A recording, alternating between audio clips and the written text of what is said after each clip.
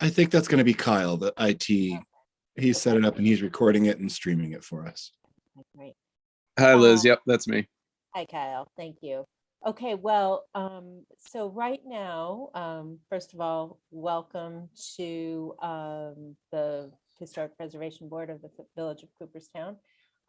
We have Dave Sanford and Pat Yankee and myself as 3 board members, and Jesse is here 4. And then we're welcoming Dave Strogatz and Cleo Mook as Dave as a new board member and Cleo as a alternate board member. So I think we have enough people present in terms of the board to start the meeting. So it's 5:01 and we will call the meeting to order if Marcia, if you're in good shape. Great, fantastic. Okay, we don't have any public hearings on the agenda. So we'll start with item number 1, 49 River Street. Patrick, would you like to tell us about the project, please? Certainly.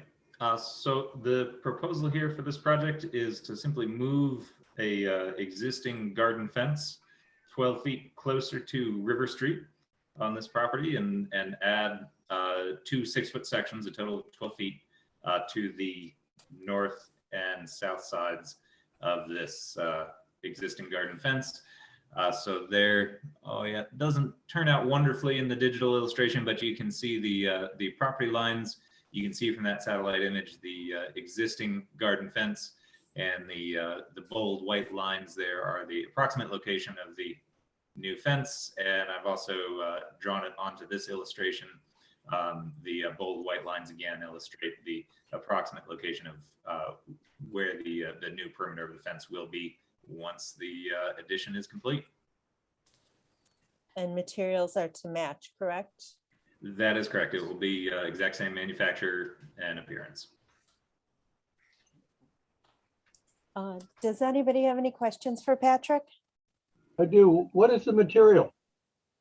It is wood. It's a cedar, I believe, the original. Okay, painted. Yes, it is painted white. Mhm.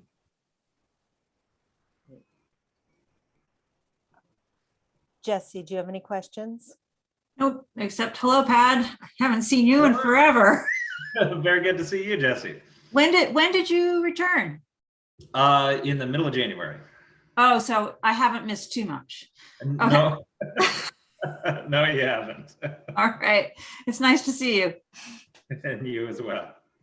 As everybody comes out of hibernation. Okay, Dave, do you have any questions? Dave Sanford, let's start with the. I have to recuse myself. Okay. And so Dave Strogatz and Cleo, what I normally do is, just reach out to everybody at the table in terms of board members and alternates to make sure everybody who might have a question has had an opportunity to ask it. I don't know if either of you have any questions to ask. I'm all set.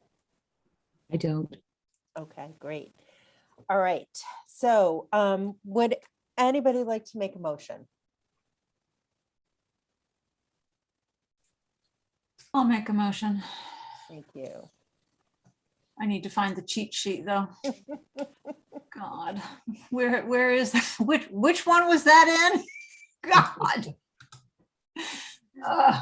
There were a lot of materials for this meeting. I know there were, and I have them elsewhere too. I make a motion to accept the application, or to, that's not the right wording, is it? No. I'm supposed to say that I'm making a motion to accept the plan for the fence extension at 49 River Street. And there we go. It is, we determine that it is I make a motion that we issue a certificate of appropriateness from the HPARB, and it is under criterion 2. It is new construction. No, it's alternate. It's under A, 2A, it is under items 3, it is 3A, 3B, 3C, and 3D. So those are all okay. Does that work? Great. I think, thank you for putting yourself out there, Jesse. I think that's Yeah, right. I'm afraid that's exactly what that was putting me out there. But you did it. Practice, right? That's how you get to Oh, Carnegie God. Hall. Yeah, that's how I get to Carnegie Hall, indeed. So anyhow, is there any, does anybody want to second that motion? I'll second it. Thank you, Pat. Any discussion? Okay. While we're meeting on Zoom, we vote by saying our names. So Liz votes yes. Pat votes yes. Jesse, yes. David votes yes.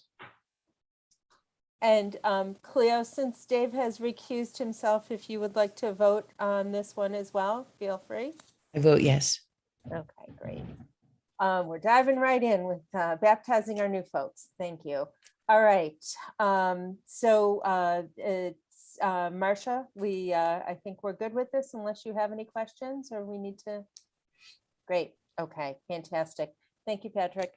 Thank you all. Thank you very much. Have a good night. Okay, so number 2 on the agenda is 11 Lakeview Drive, and I see that Joe is with us. So Joe, would you like to tell us about the project, please? You might have to unmute. I There think you I'm go. unmuted. Can you hear me? Yep. Yes, thank you. It is a renovation, basically a simple like resheeting of the, not resheeting, residing the house, adding new windows eventually, bringing there's like a inset front porch area that can be brought out flush with the outside of the house. At which time there'll be a new window put in higher up, as opposed to the huge window that kind of leaves them, they feel like they're kind of exposed with that huge window that exists right now. And then eventually a new back deck that extends the full length, almost the full length of the house. Replacing there's 2 sliders right now, right next to each other on the back of the house. The one in the middle of the house will be changed into a window in the living room. Eventually they would like to do a slider where the window is on the very end, the southwest back side of the house. So these projects, they don't know that they can afford to do this all at once. So they're going to try to do these incrementally, starting with the siding and eventually moving on to doing the deck and the other windows. Jackson, can you So- go to a front image of the house, the area that's going to be filled in, Joe? Yep. And Jesse, do you know offhand, this is a little too late to be contributing in terms of our nomination, correct?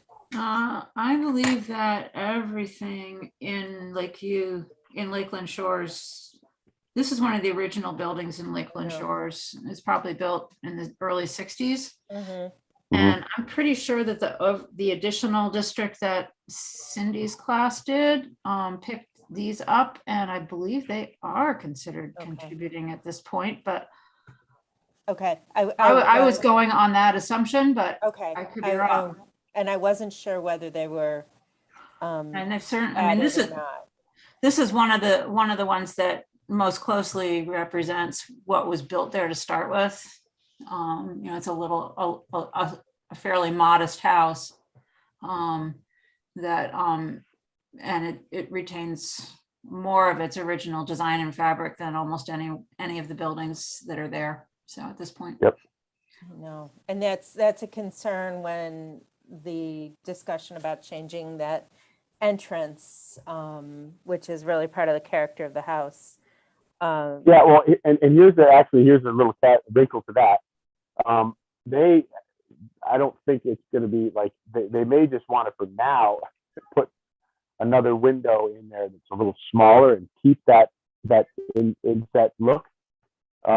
Basically, I think one of the reasons why they want to bump it out a little bit is that they just would like to have a little bit more living room, and then eventually, if you were to look at the inside of the house, you can't really. I mean, if you look at the floor plan that I've given you, currently in the house, there's this very awkward stairwell in the end where the carport area is, which is actually kind of like more like a porch now. And it's a dangerous stairwell. And I believe the old man who lived there actually kind of had a little incident where he kind of was walking in, and it's a very awkward stairwell. So we came up with the idea to put the stairs in the middle of the house eventually.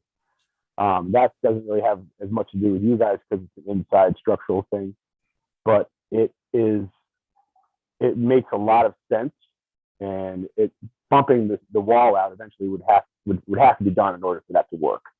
So that would be the only real reason why they would need to be done, other than the fact that it gives you more space inside that living area, which is kind of small when you really look at you're able to walk in there. It's not that big of an area to begin with. So I may interject. I have in my Glimmerglass identified list 11 Lakeview Drive as built in 1961 and non-contributing, if my list is up to date. Just to interject. I'm guessing that, that's a good question. I don't know that you have the list that was done for the original nomination, correct? I believe that's what I'm working with here. Yes. Yeah. I can check Chris and see. This is one of those ones that I wasn't involved with the update or the review of Lakeland Shores when it was done.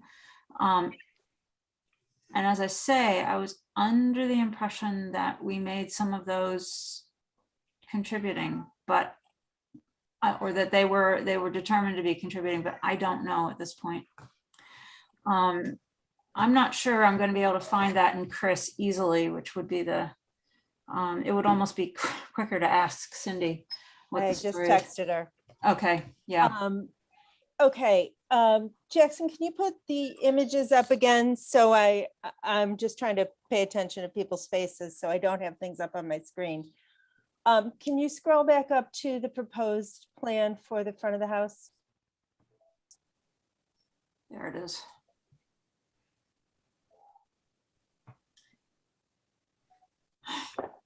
And this is she wanted to have this type of a window for more to allow for more privacy, I guess, in the front as well, because their living room is right there. So That's the living room behind that ribbon window there? yes. Mm-hmm.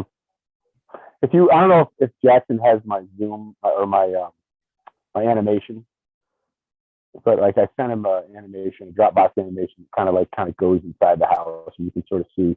Right now, if you look, I understand what you're trying to say, Joe, but our Mhm. concern is the exterior appearance. So that's, Yep, exactly. I Exactly. understand And your I knew clients that. have certain goals. Honestly, I knew that when she chose that. I said, I don't know, it just looks a little funny because Yeah, having a it little really window takes a on lot of the character the away front from. of the house. Yeah, Yeah, exactly. That recessed window with the light structure that it's designed with it's kind of the only character defining feature of the house. Exactly. And this looks like it came off the lot up in the town of Warren with this design. On the back of a I know. trailer. Yeah, I wouldn't exactly. say I wouldn't call it a design. I would call it what she wants, and it's just like, that's. And I kind of thought that when I first, put it in there. But they want what they want. So, now would you consider if it were still to be a large window or larger window and eventually move the wall out flush, would that be something that would be acceptable? Excuse me. Jackson, I'm going to ask you because I really am trying to pay attention to people's faces instead of scroll through the computer files.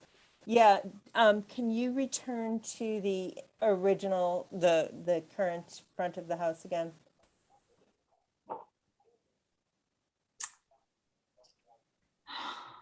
Just tell me what you need. Tell me what That's to do. good. You're good. Yeah, no, that's good. As I say, you know, it is the character. I mean, it's such a plain little house, which Yeah. is exactly what those houses were designed to be. They were designed to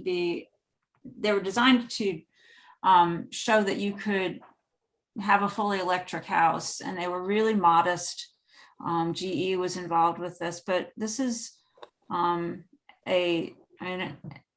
it really is the primary character defining feature of this house. And take that away and you might just as well start over, I guess. And I don't know, yeah. I don't know how, you know, so much has happened in Lakeland Shores already. I know. You're swimming in a sea of vinyl and really unspectacular looking houses. So I mean that's sort of, I guess, the idea. But And the point of the addition to the nomination of the houses that had significance was to protect some of that character. Right. Your clients are not going to make these interior changes soon, correct? No. I mean, we still have time to think about that. I think it's one of the things that down the line would be a definite wish, is to change the way the stairs, the entry into the end of the house, because it is such a nasty spot. Which, I mean, it could be reconfigured in any way. I mean, it doesn't have to be done this way, but it could be rethought somehow. Considering keeping, or if you were to keep that indentation there, not the end of the world. And quite frankly, right now, them wanting to sort of do a little bit here and a little bit there, they would rather, I mean, I guess one of the big things that she would like, I can tell you that right now, is that she would like just a little bit more privacy. If I were to try to advocate for her in some way in the front, because that window right there is like, it leaves them kind of, she feels kind of like she has no, I mean, if she could have a little bit more underneath that window so it didn't go all the way down, it would be nice, because it sort of, gets kind of congested in that little area in there. There's a lot of people in there walking around and stuff. So I guess that would be, maybe at a minimum, trying to get her something like that would be nice. But Without the bump out, is that what you're thinking? yeah, I mean, I don't know. I guess I don't know. I'm relying on you guys. Yeah, I mean, the window is part of the character Okay, this too. one, so I don't. It's tricky yeah. because the window is part of it also. Mhm.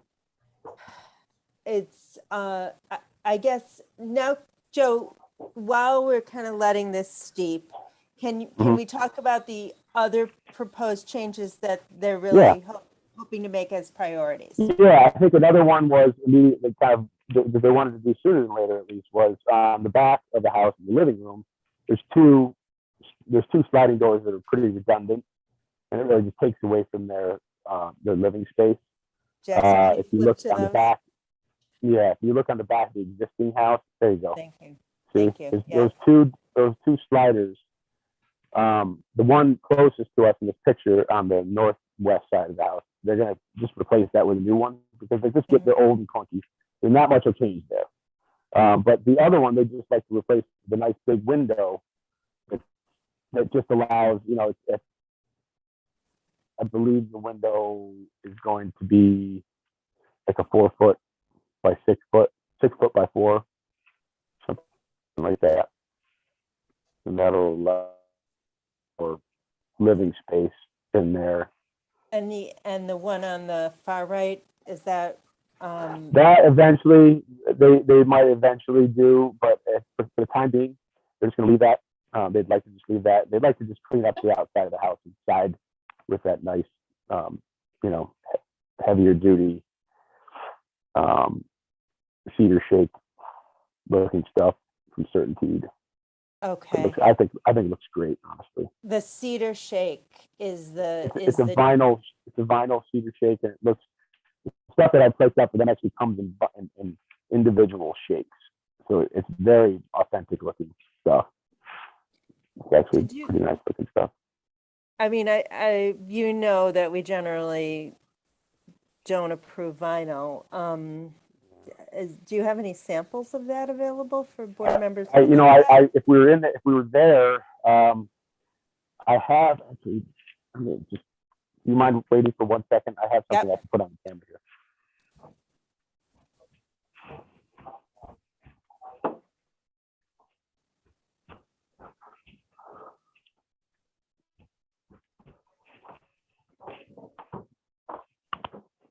I'm gonna go ahead and stop my share here.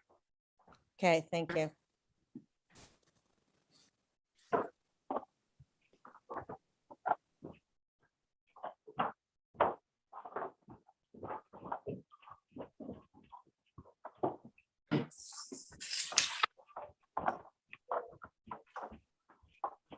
And I believe I sent Jackson over a few links to that. Say that again, Joe, I'm sorry. But if you look, I think I sent Jackson over a few links to that. And let me see if I can flip the camera here. Tell me the name of the product too, please. This is Certainteed. It's called Cedar Impressions. And what's the company? It's Certainteed. Certainty. Certainteed. They're a roofing company. They make a lot of roof shingles.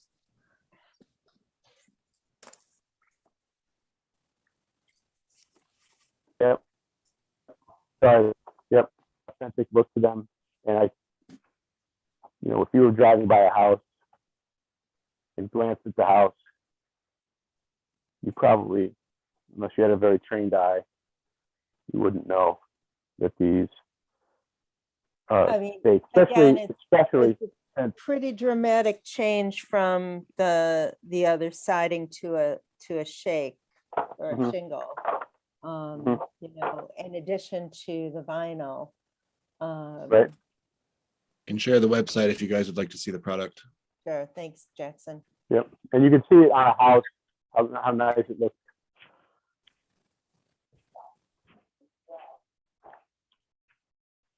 Are you thinking bare wood in color or painted or? They were looking for a weathered, like a blue weathered look, like a semi, sort of on that picture that I was showing you, on the front of the. I assume these are not paintable. Is that correct, Joe? These are.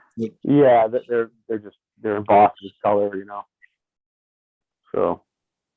And there aren't examples of it on a little ranch house, just on the more traditional styles that would have traditionally had the cedar shingles, correct?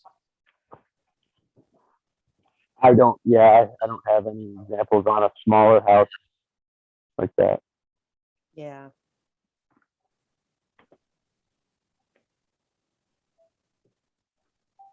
I mean, that's a cape, so it's a smaller house, but a Mhm. cape would have, Yeah. that's more appropriate to a cape. So that's, that there are a lot of pretty dramatic changes in terms of the proposed materials and how they will impact the character of the house, as well as the proposed change to the front. So right now, you're looking for a swap out of the doors in the back. What are you proposing for the replacement what materials, you want a big picture window in the back where one of those doors was, and then the Yeah, slide. there Tell us about it'd those. be an Elevate, Marvin Elevate. Everything was going to be done with Marvin Elevate, fiberglass clad on the outside, and then trimmed with whatever we could get approval for, preferably a certainty wood grain looking white trim with a J pocket. You can't even tell. And it goes behind when the cedar goes behind it, it just kind of looks tight to it. So. Excuse the cat, sorry. He wanted to join the meeting. Practically Okay. like membership, isn't it? Yes. Having a cat. It's He's an almost a alternate. requirement to have a cat, isn't it, on this board? Right. Not a requirement, but seems to be a common. Similar house, just a theme. side note, thinking about this. So this house is, it was just transferred over to Bill and Karen Streck's daughter and son-in-law. Mhm. Their house, and I think that's one of the ideas that they had, because I think one of the reasons why they wanted the cedar shake is because there is cedar shake on Bill and Karen's house across the But street. is their cedar shake the vinyl, or is that actually? No, theirs is just a real cedar shake with like a Navajo white stain. So, so But their house. I don't think they would. I don't think it would be the end of the world for them to put regular siding on there. But I don't know. I have not talked to them about that yet. So, I think one of the ideas of putting a more authentic looking siding that is not wood or destructible would be that they do in the grand scheme of things down the road want to do some changes. So they want to do something that if they did need to sort of reconfigure this or put an addition on in some way, they could easily kind of access it and reuse it, I guess. So that was one of the things. That was one of the thought patterns that they had when picking these things. So. Jesse, what were you going to say? You had a question? No, I wasn't. I was getting ready to scold a cat. Seems to be a common theme tonight. I'm sorry. I hope. No, not your fault. The cats just like to attend the HPARP meeting too.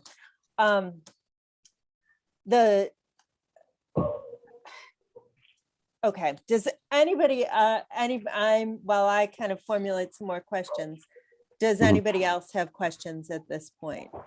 Dave? No problems with the deck. No problem. Who said? Dave Strogat said that? No Yeah. problems with the deck? Yeah, and right now the deck is a future plan, so we don't have specific on materials and dimensions. Well, yeah, we do have materials. It would be a moisture shield decking, and it's a composite decking material and aluminum, nice aluminum like fairway railing, only where they need it, because the way the grade goes around the back there, they wouldn't need it on the northwest side. So. Basically, it would just be composite decking, sort of a nice, authentic looking moisture shield composite decking, and then white aluminum railing, and then some PVC trim. Now, from the drawing you submitted, it also looked like the treatment of that little area to the right of the front door, the enclosed area, patio area. Is that slated for change as well?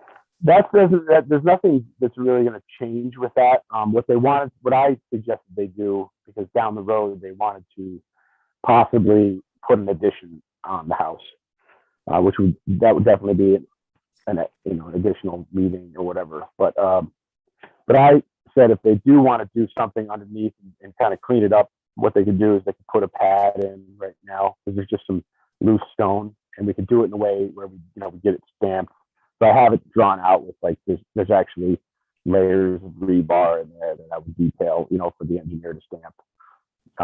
And I was just doing that basically, and then they would just basically put posts. Right now there's this metal, these metal, like open metal posts that they really want to get rid of. They think they're ugly, unless of course that's a historically important feature of the unit. In terms of picking battles for the house, I think there are bigger battles to pick than that. To look back at early images to determine how that area was treated early on. Yeah. Actually, I think it's a pretty cool house, quite honestly. It hasn't really been touched since then. I know, that's why it's so cool, because it really is intact. And really interesting. Yeah, I've been into the house across the street from there, and then obviously the parents' house and a few other houses down there, and all of those houses have gone through many changes. Right. And like for example, the one across the street had like a whole other roof line in the front of the house when we took it apart a couple years ago. So they've gone through a lot of changes. This one definitely has not. So. Dave Sanford, do you have any questions? Joe, where was the staircase previously? I don't think it was. I think it was right where it is on the end of the house, I believe. I don't think that it was anywhere else. It's just the way it looks now, that bump in, you would have to enter the stairs from outside. It probably was. It probably was an old way to getting in the house. I'm not quite sure, but when you go in that end, if you ever go over there, take a walk over there and take a look at that entry, it's bad because when you walk in, there's not even a full landing. It's like half the landing is a step. So when you kind of walk in, if you're not being careful, you can start stepping down and fall right down the stairs to the right. So not really, they don't consider it to be a big deal. We put like this little temporary gate there when Bill and Karen were taking care of it. But it's definitely been something on Karen's mind to change. And she sort of like, she let them know when we first kind of met, she transferred it to them. So we came up with the idea of kind of making a grand, entrance in the front with like a nice open stairwell with a railing that, where you were able to just go down to a door down in the basement. But it's not like that has to be done there. It can be done, it could be, we could reconfigure that end someday where the kitchen is or something like that to reconfigure it that way or come up with another idea. That would just seem like a very centralized idea, especially considering that they were wanting to move the wall out already. So, but not necessarily set in stone, obviously. Dave, do you have other questions? I'm just trying to get my mind wrapped around the front of this house. Yeah. There's not much to look at there for sure. So Actually, I would disagree with that. Yeah, I would disagree too.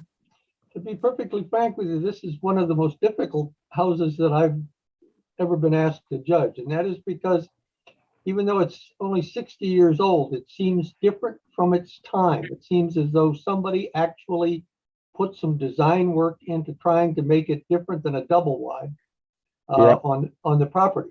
And it's most notable in the front.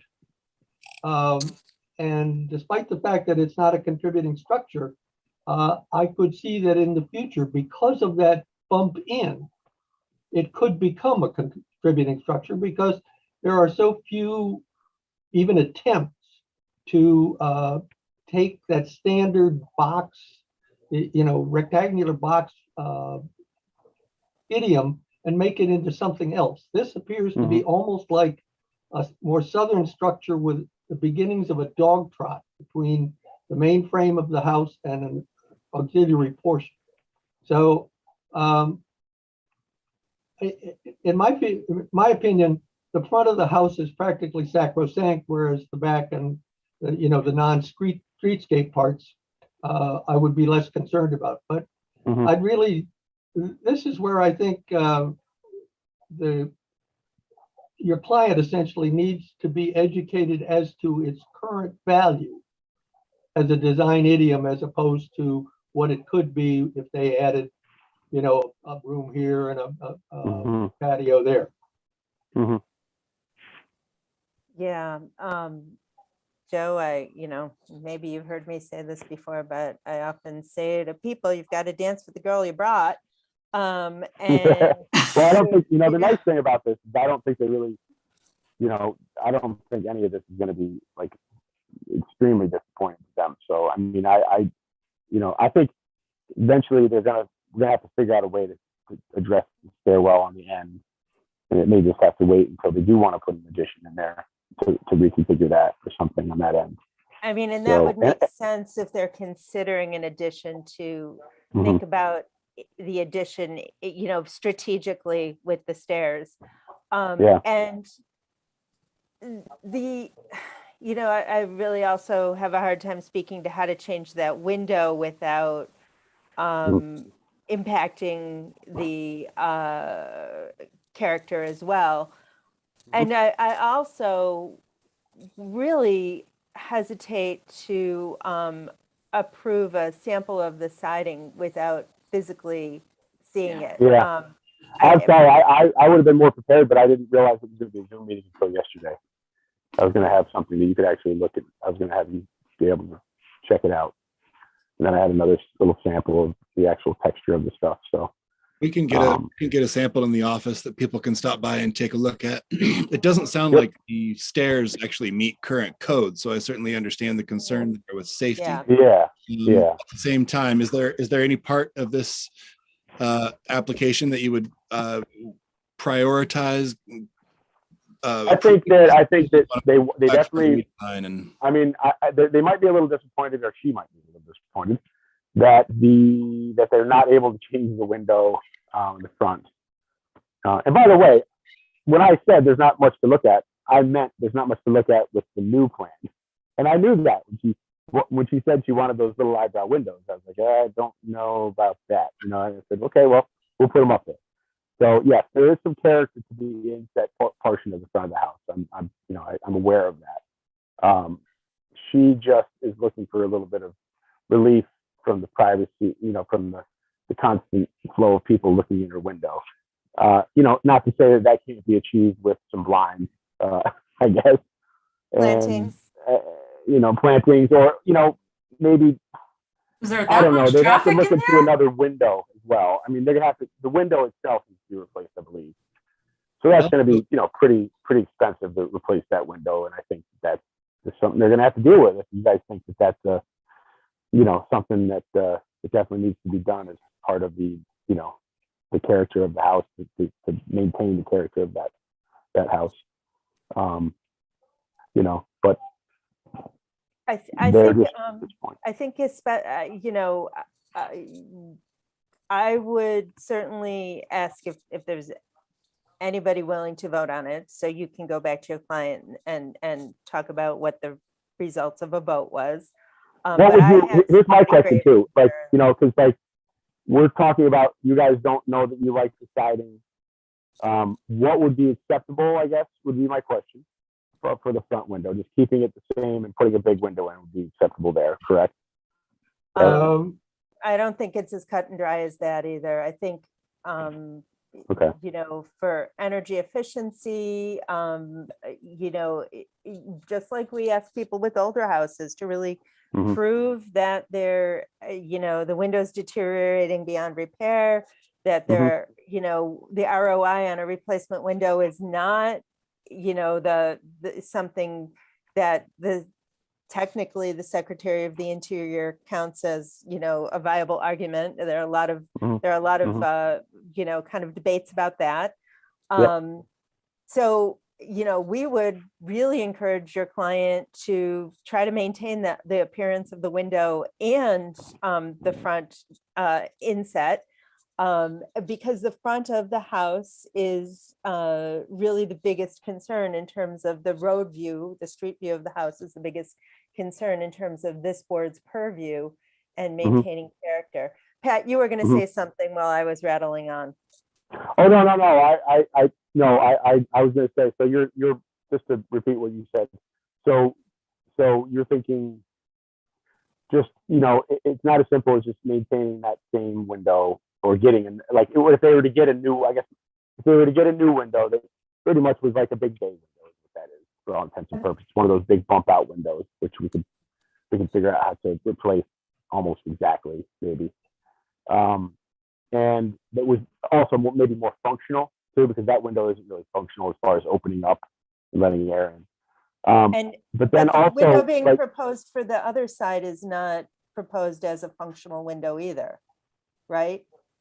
no, that would be, that other window would be I think it would be two functional windows with a fixed window in the middle. Did I not have it set up like that?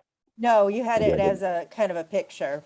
No, I'm we sorry. need- we need the that was- level of detail with what's going to go in there. Okay. Yep. And so, Pat, I think you were going to say something. Yeah, I was going to say, if you could talk to your clients and tell them at least that they may have, and I should defer to Jesse on this.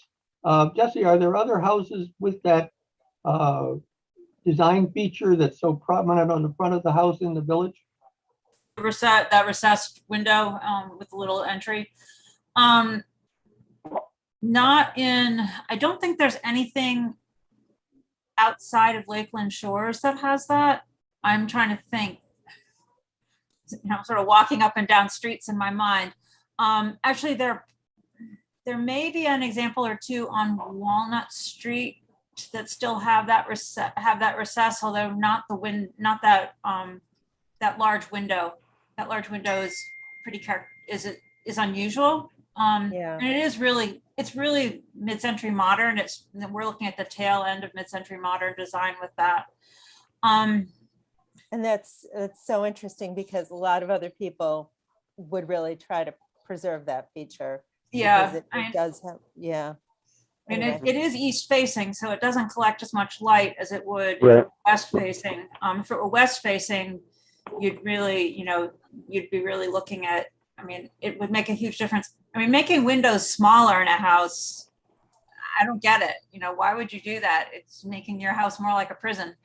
But I mean, I can't say that I disagree, but I'm just, what you're trying to do in this case. I'm not shooting Yeah. the messenger. I'm just, Right, it's just right, a right. remark on Yeah. my part. Yeah, We should be, I mean, it seems to me that it makes sense to let light into a building rather than to reduce the amount of light that you're letting into your building, at least for living space. There may be another house or two that still has that feature in Lakeland Shores. The houses in Lakeland Shores, as far as I can tell, even though there's a lot of similarity, I mean, when I first moved here, they all looked a lot alike, and that's really changed. There's very few of them that still have much of an appearance that resembles their early appearance. There's one on the opposite side of County 33 County 31 going out of town that still has that recessed porch. It's a gray house. It's up on the slope. And actually the brown one that's a little bit farther in, that one still has that recessed area. And that one has a pretty good sized window that's in that recess as well. It really is a characteristic of that era of design. And, even if it's not collecting a ton of light, it is letting ambient light into the building. Getting rid of that's going to make that area feel very dark, I think. Especially if you don't keep big windows on the opposite side. Yeah, and here's another question. I mean, if we were to just put the same, if they did want to put a new window in, so we could, if we were able to get a window that was similar to that window or the same, pretty much like a big, it's like a bay window, basically. But it's not bumped out, it's flush, correct? Yeah, it's flush. Yeah. That window right there, the window in that house, does have an arch to it. It does have an arch to it. It's bowed? So, Is it bowed? yeah, it is bowed. Okay, I can't, I'm Yep. sorry. I Very missed that. slightly. So, I mean, basically, we would just try to find something very similar to that window, like a big bay window, if we could, and put that in. If it would, it'd be like a Marvin, obviously. It'd be like With the best window divided you could get. lights? Yes, I mean, it would be something very similar, but maybe with the functionality on the side, on a couple of the portions of it to allow them to let a little air in. But I mean, I can always, put that in another plan. And I apologize. I thought, I didn't realize I didn't put the two side lights on the window on the back. But that was part of that plan. That's actually what I have. I have it, and that's another thing. If I was there, I would be able to show you the actual quote on the sheet of paper that I have from Halls for the window and what it looks like. So, if I was there, I'd have the folder with me. So I apologize for that. Okay. But, And anytime you want to give Jackson materials like that with an application, a lot of times people do Yep. submit that level with their application, Yep. so we know exactly what product is being installed.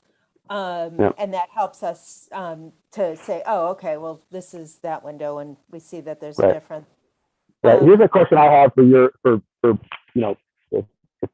if you could entertain this thought in general, not necessarily pertaining to the vine or the cedar shake, but a smaller course. Wouldn't you think? And to me, one of the things that just kind of looks stupid on that house, and again, you guys are more versed in this stuff than I am, is the fact that there's these huge courses on a tiny wall. It almost makes the house look smaller. You know what I mean? Like the siding has these huge 8 to 10 inch courses on it. And if you were to break that up a little bit with smaller, 5-inch courses, I think it would do a lot more for the house, personally. And again, that kind of is reflective of the period. Right. I think Joe, if you want to talk to your clients and make some different recommendations on, I would like to, I would like to see that product in live and in person. So if you can get Jackson a sample of that. Sure. If your client has other options for siding, it would be helpful to have samples and understand what the reveal would be. Yeah. What would you, I guess, do you have any opinion on it? Because obviously, this is really coming down to what you guys think, right? So I'm asking you, what do you think? So we don't go to another meeting and keep asking these questions. Like, if we were to, what would it be acceptable on as far as a course size, like a 5-inch or an 8-inch, or what would you want on that? I guess, because this is really this is subjective stuff. We're asking you guys to come up with an idea of what should be put on. That's tricky because we're not supposed to design for the. We're not designing applicant. for you, no. Yeah, but you're making the ultimate decision as to whether we can use something or not. So I'm just asking you, the wider courses, would that be something that would, if we were to get a type of siding, would we have to stick with the same courses? Have you measured the reveal on that? Yes, it's like an 8-inch reveal. It's huge. Okay, and it just looks silly on a small house, to me. Well, so. I'm not sure, and Jessica and Pat might be able to speak to this a little bit more, but I think it is, again, I don't know if it's the original siding, but is that something reflective of the period of the house, Jesse or Pat? What is the siding on that house? Is it wood or is it aluminum? It's a homosote. Oh, then it is reflective of the period. Yeah, that's definitely period. Yeah, that's the period. So honestly, that's one of the big, and that's another thing that I should say, is that it's like they can't even get somebody, because they're just trying to clean it up too right now, and they can't even get a painter to agree to paint the house right now, which is a big problem. So because no painter wants to touch that stuff and risk, like somebody actually said, I don't want to risk my reputation as a painter. And so that's another problem. But they could put, you guys, what's the view on hardy board, which would be a similar type of a product that you could use today? Hardy plank. We've approved the engineered materials, okay, hardy and others. Because that could be an option if you did want to stick with that. And that's why I was asking. If you wanted to stick with that reveal, it would certainly be an economical way to do the siding on the house because it goes so fast. I would simply suggesting maybe it would add to the, you know, the character of the house if it felt like it was a little bigger because the courses were smaller. You know, it's like putting huge tiles in a tiny bathroom. You know, it's like it makes the bathroom feel even smaller. So I think the reveal probably should be kept. I would urge that deep reveal. The deep reveal is part of the design of the building. I mean, if it's homosote siding, that would indicate that went with the original design. Yeah, definitely. exactly.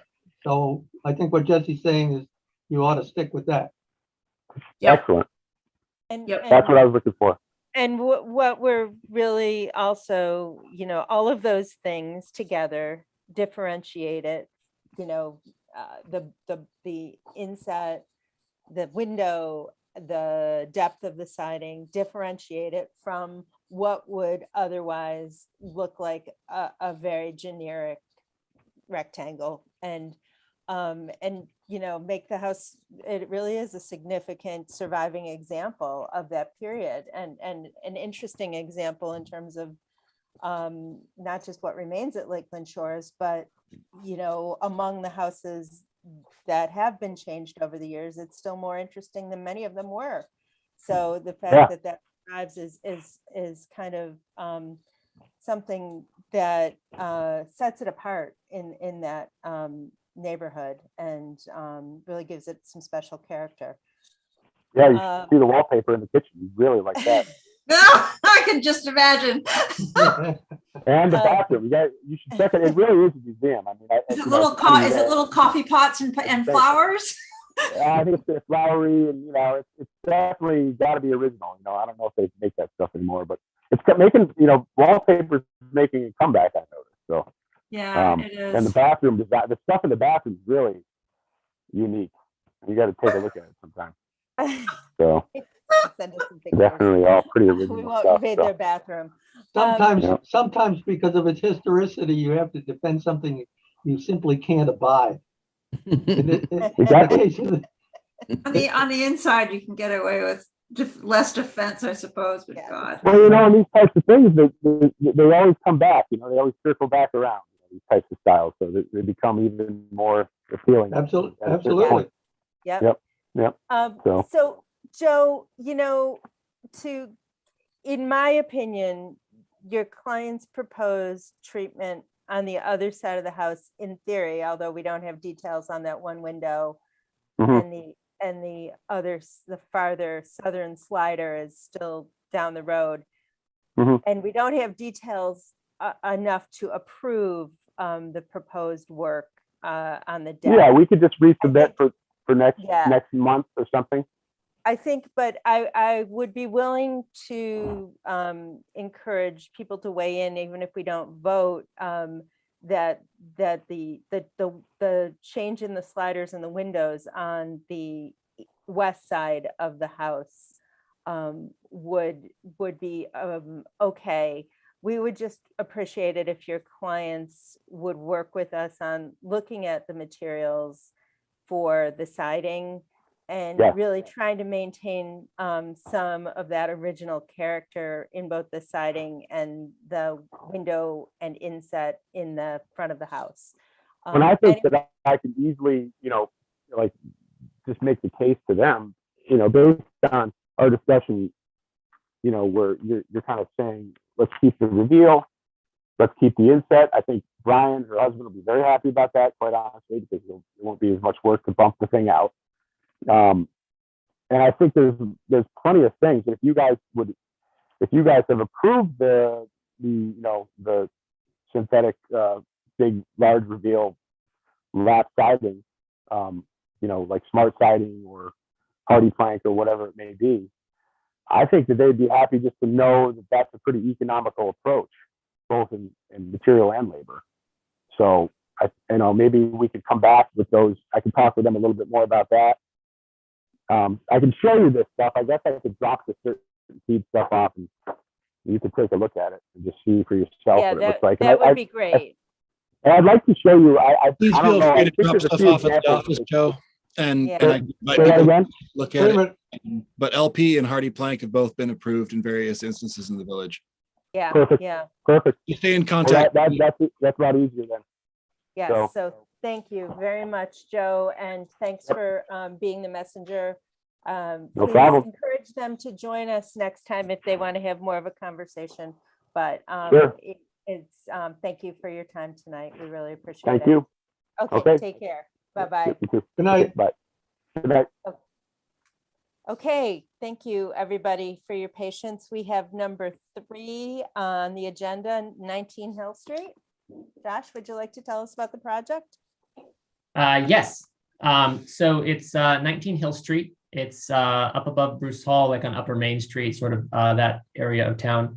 It is a new house. There was a lot that was subdivided, and so we're essentially building on a vacant lot. It's a single-family home. It's a 2-story with a kind of a bit of a bump out on the side. It's 1,452 square feet. It has a first floor footprint of about 792, and then a second story of about 660. So it's a pretty compact kind of footprint. The lot's not huge, and so trying to work a house that fits with the lot and also the hillside. Can I put your screen on this? Sure. Say that again? Yeah, do you Can I want to throw up the plans, Jackson? Or Yep. do you want me to? Here we go. There we go. That's the house. You've got the front elevation here. It is, in terms of finishes, we're looking at LP Smart Side for the trim. It is, it's a lap siding. Hold on, I have a cat here. Come on, down to go down. Poor Wanna cats. join us? I know that one's especially large. Yes. I lock mine out. It would be at the end for me here. Yeah. So we've for the siding, we're doing LP Smart Side, which is it's the same product we use down on Pioneer Street down by the lake. It'd be a 6-inch exposure for all the lap siding in the house, and then the gables are shakes. Same product. The trim is a mix between LP's Smart Side trim and Royal PVC trim. It mostly is dependent on the profiles available. The PVC trims have a lot more sort of options in terms of pieces. So we often end up doing a bit of a mix and then painting it and whatnot. The glazing package is all, it's Schuco triple pane tilt and turn windows like we've used on other projects, foil exterior, and we have grills outside and inside. We are looking to skip the grills in between the glass. Just we're still dealing with all the same. No, I mean, manufacturing we don't issues across require the that, world. Josh. We actually, I Yeah. think it gives you more flexibility if you don't have them between the glass. Yeah, we've typically done them just for authentic look, but I don't know, when you get pushback from the factories and they bump lead times, it's like, okay, I guess we can live without those. And I do find that sometimes the customers don't care as much as I thought they would have. So we've got black architectural asphalt shingles on the roof. The front entrance, I'm pretty sure, is going to come back as a field change, because right now they're discussing putting it on brackets. And so it'll look something like that, but I'm expecting probably to come back next month with a field change for the front bumped out entrance there. To omit the posts. Yeah, I think they're planning on shifting it back so it'll only extend 3 feet because they decided they weren't going to put a chair there. They'd probably go with potted plants and things like that. And so. Josh, are you going with the smooth LP? Yes. Yeah. Yeah. Smooth Is LP. Are these upper gables shake material? And if so, what? Those are LP's shake material. Okay. Thank you. That was my question, Jackson. Thank you. For It's the same. It's the same as what's on Josh's house on Delaware Street, isn't it? Not It vinyl. is. It is not. My house is PVC. Okay. This is the same product that's down on Pioneer Street, the house we just wrapped up on Lower Pioneer down by the lake. Okay. It goes on tan and then we paint it in place. So it's very similar. I don't know. It falls into the same category as sort of the cement boards and synthetics, but it's got a fantastic warranty. It's actually made out of wood.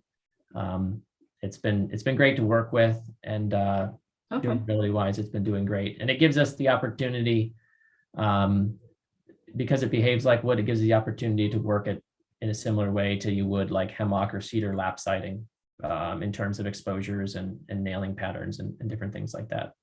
Do you have a Is product it a name? wood? I'm sorry, go ahead, Jackson. Do you have a product name for that, Josh? It's LP Smart Side. Just LP Smart Side shingle, though. I can get you the name on that. Okay. Just Um, shake material is what I'm curious about. Sorry, go yes. ahead. Yep. And Technically, they're so- shingles, not shakes. Yeah. Yeah, correct. Yeah. This Shakes are shake thing, split, right? this shake thing drives me nuts. Sure. Oh, depends on if they're riven or sawn, right? Correct. Thank you. And then in the triangle to the little left-hand addition, that is in that triangle, are those shingles Those as are- well? Those are the shingles, yes. Okay, okay. Yep. And is it a composite wood, Josh? Is it like an engineered wood product? It is. It's an engineered wood product, yes. Mhm, okay, interesting. So it's like an Right. OSB that's tumbled and then pre-finished, and Yeah, but it's solid stuff. Is it Yeah. nice on your tools? it is. It is. That's one of the reasons we like it. I mean, price point wise, it's similar to cement board. But cement board, you're dealing with all the fun silicate dust when you're trying to cut it. And cement board is also remarkably brittle. You know, if you pick a sheet up in the middle, it snaps in half. This stuff doesn't. And so it had a lot of benefits and none of the drawbacks. And so we've started to use it more and we've really liked it. So Similar price? similar price, yeah. Do you need specialized tools to install it, or just your regular tools? Like hardy board requires special tools, right? I'm just Hardy curious. board has some special tools. This behaves just like wood.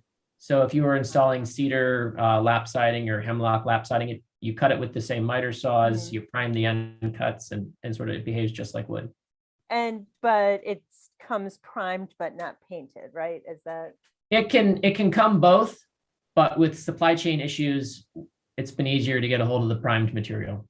Okay, just out of curiosity for future Very reference. interesting. Yeah, And then it comes ahead. in a lot of different colors.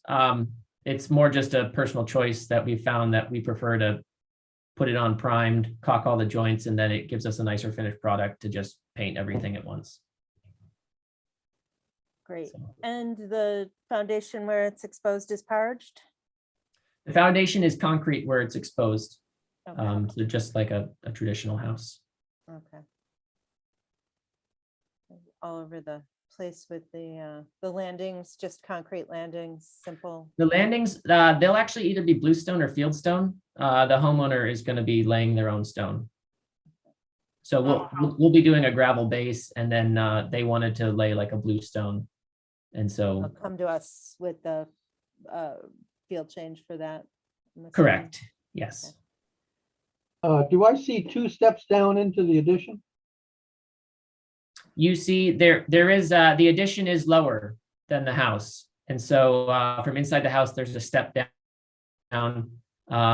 2 reasons. The addition was designed to give them sort of like a secluded place. When you have lots of kids in a small house, like it's nice to have like almost like a separate living room that's a bit quieter. And also we're dealing with a bit of a hillside there. Right. And there's bedrock very shortly underneath the hillside. And so that's why you're looking at sort of a stepped foundation. Where on the uphill side, we've got a 3 or 4 foot knee wall of concrete, and then the main floor, and then the addition steps down. It just sort of, it follows the hillside, so that in terms of excavation and trying to bring in grade, it makes it a bit more manageable. It may not be possible, but is it possible to raise the ribbon windows in the addition so that they match the lower, at least the lower level of the window to the right of the front door? We started running into the headers. Okay. So good question though.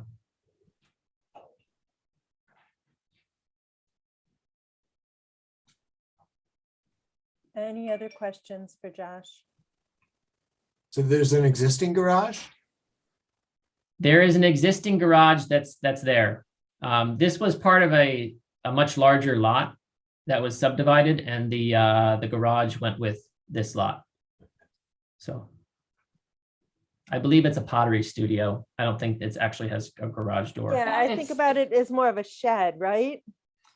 It's a pretty good sized building, and it would, I mean, I think it is set up as some sort of a craft studio at this point. It's a pretty nice little building. Yeah. I've often admired it when I walk past that way. Question about, I mean, it's a lot of exposed concrete on the front of the house. Is that going to be, or is there any thought of a brick shelf or a stone shelf so that it can be clad so it just doesn't, I mean, that's a lot of concrete to be looking at. And on the sides as well. They're Yeah. high. Just a question, So, and the other question is about that porch. The porch, I have the same sort of feeling about this porch that we had about the one on Susquehanna, that the lot's been cleared, but you haven't started, where it's so utterly flat going into the house. Which feels very unlike the surrounding neighborhood. I mean, especially the little house, the house next door. So. I think with grade, we could probably, it's no problem to lift the house out of the ground. With the rock that we're going to hit, we know we're going to hit it. And so It's right there. Yeah. And so having the house out of the ground a little bit farther is not too difficult. It's not a problem to add stone, mostly a budget thing. It definitely could be done. Yeah, I know it costs something to do because you have to lay it by hand. Yeah. The only concrete you're going to see on the front is that little triangle on the right side there, underneath that front window. Yeah, I think that's what Jesse was worried about. that's I'm looking at that and thinking, it's very Abrupt. utilitarian isn't quite the word I'm looking for. It's just kind of barefaced in a way that it doesn't feel very domestic, I suppose, relative to its neighborhood. More going up the street on Beach and around and the first house that it's next to on Hill Street. And George's place across the street is different. But you've got a row of, mainly 19th, early 20th century houses going up the street on Beach, except for the one that Tim Hayes put in. Yeah. It just feels like it's a little, it would be a nice touch to see that not be just a large triangle of concrete facing in the front of the house. That's all. Yeah, I would agree. This is version number 6 in terms of like tweaks, and 3 of the previous versions had planter beds built into the hillside there, so you wouldn't see any concrete. That's what I was actually going to ask you. And I believe that the customers, building materials dealt this house quite a blow in the past 6 months, which is partially why some of the changes occurred. And the folks themselves are quite handy, and especially with masonry and whatnot. And so they plan to do their own flower beds, and they plan to do their own steps going from the front porch up to the driveway to the right. We just pulled all that out of our scope. Okay. And so obviously they will need to come visit you guys. And so I don't have a great answer as to, it is currently concrete and that's what's in my contract. Okay. The concrete is also pretty honest to its time, place, and materials, even if it's not perfectly fitting in the rest of the. Well, I'm aware, this is a balance that you're always striking in this kind of a situation, is, there are places in the village, Lakeland Shores might be one of them, where I would feel less sort of bothered by it than this neighborhood, which has, it does have significant intrusion, I would be the first to say, but that particular section it's fairly intact. So this is representative of grade here, correct? This bevel. So I would think that there will be plantings. We don't have any landscaping illustrations here, but and it may well be that by the time you've put in 2 or 3 shrubs there, nobody will see it anymore. So I would think it's a question I'm asking. Just because and it is possible to do stone there, the way the house is currently structured to be built. And so there's no changes that would be necessary if they wanted to do a stone facade and cover the foundation with stone or something else like that. Okay. So And that's why I wondered if it would at least be parged to kind of soften the appearance of that. But I think stone would make more sense. But, you know, you can encourage your clients to think about that to kind of make it a little Yeah. less. This is stone veneer, right? Yeah. Or Yeah. stone construction. It would be stone veneer. Okay. Yeah. The nature of the house itself, it's going to be a poured foundation. Mhm. yeah, And it's a we poured, did- it's a poured foundation. It's a double stud wall. I mean, it's a lot of the sort of the usual things that we've been getting into in terms of construction and whatnot. I know that doesn't really affect here, but it's a fun little house with a tiny energy use, which, as we're watching current the energy market, is something to be thankful for.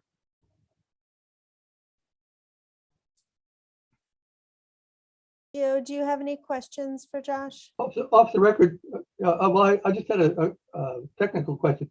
What is your airspace between the two stud walls? On this project, it's a 12-inch. It's a 12-inch double stud wall, and so you're looking at 5 about inches? 4 inches between the two walls. Okay, thank you, Josh. So yeah. Cleo, do you have any questions for Josh? I don't. Okay. David Strogatz, do you have any questions for Josh? Nah, Okay, Dave Sanford, do you have any questions for Josh? No, I don't. I like the design and I'm not opposed to that concrete triangle either. I mean, Okay, throw me under the bus. you can always I think he hard threw paint himself under the bus. concrete or whatever. And if they're gonna build build the steps there, Yeah. it's gonna be less obtrusive, especially if they put up a railing on the steps. So therefore, I'll make a proposal. Okay, go for it. Whereas the Historic Preservation Historical Review Board has made the following findings concerning, I'm not sure what the address is up here, 19 Hill Street. 19 Hill Street. We did walk up there. And public hearing was not required. Obviously, it's new construction, so therefore it's not on the historic record.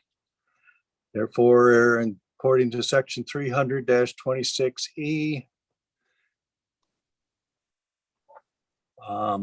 2A, C, 3, A, B, C, D,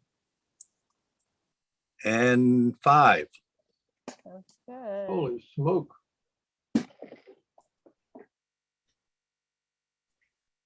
All right.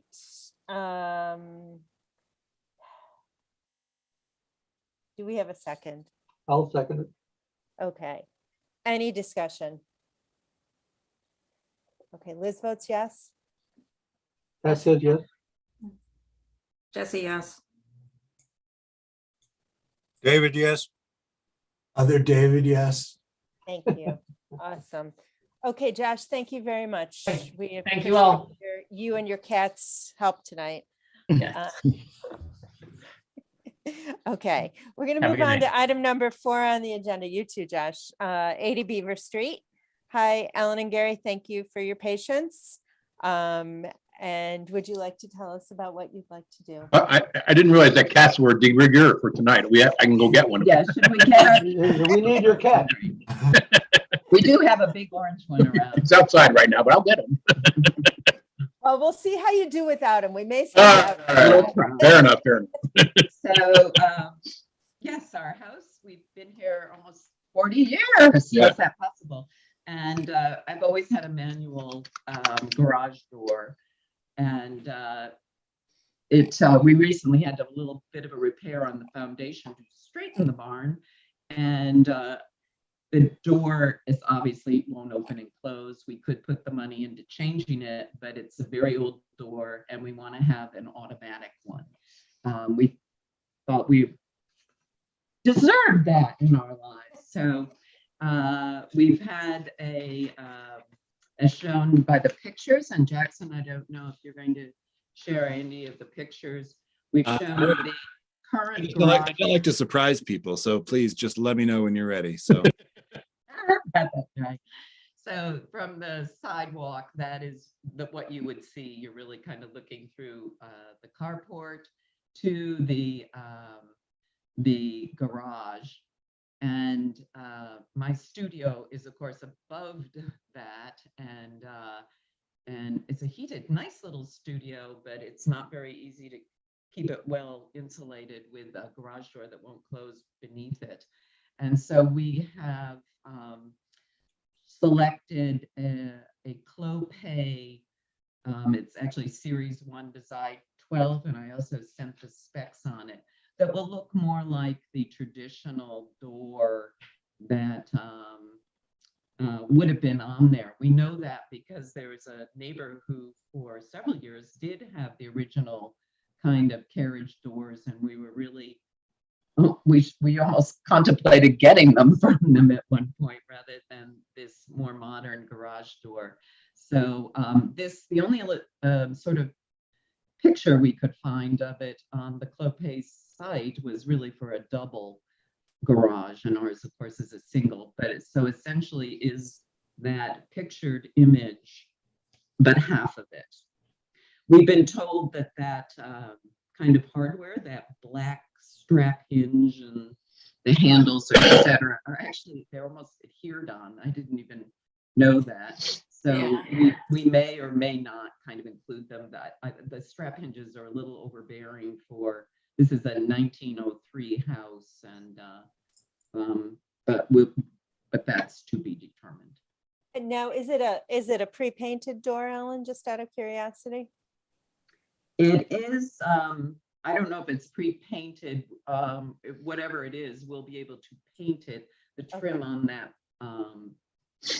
barn is Navajo white, so we'll paint it to match the trim. And the color isn't our concern as much as if it does end up with the hardware on it, you may mask it by painting it. You know, that's an option. That's just a kind of no. The hardware is added. Literally, the door can be installed and you glue it on. So we. Oh, could, I see. It's not adhered from factory. I see. Yeah. No, it's kind of an optional. Peeling. Okay. Yes. Okay, so you don't have to add it, and I agree that it's a little not quite the period. So that's nice that you have that option not to add that. Exactly. Yeah. It's kind of the equivalent of screwing vinyl shutters to the sides of your windows. Right. Yes. We will point out we have all our original wooden shutters with closable hinges. And all our original wooden storm windows too, which are that flip out and open. Just like your They work really well. They do. Yep, until your air conditioner pops through them like ours did. Yep. But that's well, beside the Except point. when you want to clean them on the second floor. That's Then right. And this is a totally another aside, but I've always meant to ask you, was the carport there when you purchased your house, or is that something you guys added? And you know, we sort of asked, and we aren't sure who built it, and you know, it was always our goal to kind of do something with that carport, because it's not an attractive carport, but we never kind of found the money to do that. Yeah. No, I was just curious. But anyway, does anybody have questions for Ellen and Gary about their garage door proposal as opposed to my curiosity about their carport? Cleo? No, we're getting punchy. And we are halfway through the agenda. Sorry, Cleo. I know. No questions for me. Okay, great. How about Dave Strogatz? No questions. Okay. Pat Yankee? Nope, I'm good. Dave Sanford? No. Jesse, I think you've asked yours, but any others? Yeah, no, I have no questions. Okay, does anybody want to make a motion?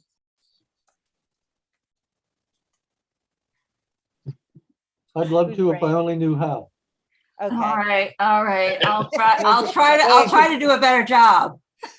Practice makes Whereas- perfect, Jesse. Okay, whereas the HPARB has made the following findings. It believes that this is an appropriate change based on it is compatible, so it's under two. Which one did I choose on two? Properties which contribute. Yes, that's A. And B. And C. So 2A, B, C, I think. Yeah. 3, A, B, Yep. C, D, Mhm. and E, I think. And I think we're pretty much there. The rest of it, I don't You think. want to say 5 for the. Yeah, I was energy I was noticing that. Yeah, Alan's feet can stop freezing in the studio upstairs. 5. All right. Do we have a second? I'll second. Okay, so Dave Strogatz, and I'm not sure who else, but we'll let Dave Strogatz appear as the second. Any discussion? Okay. Liz votes yes. Pat votes yes. Jesse, yes.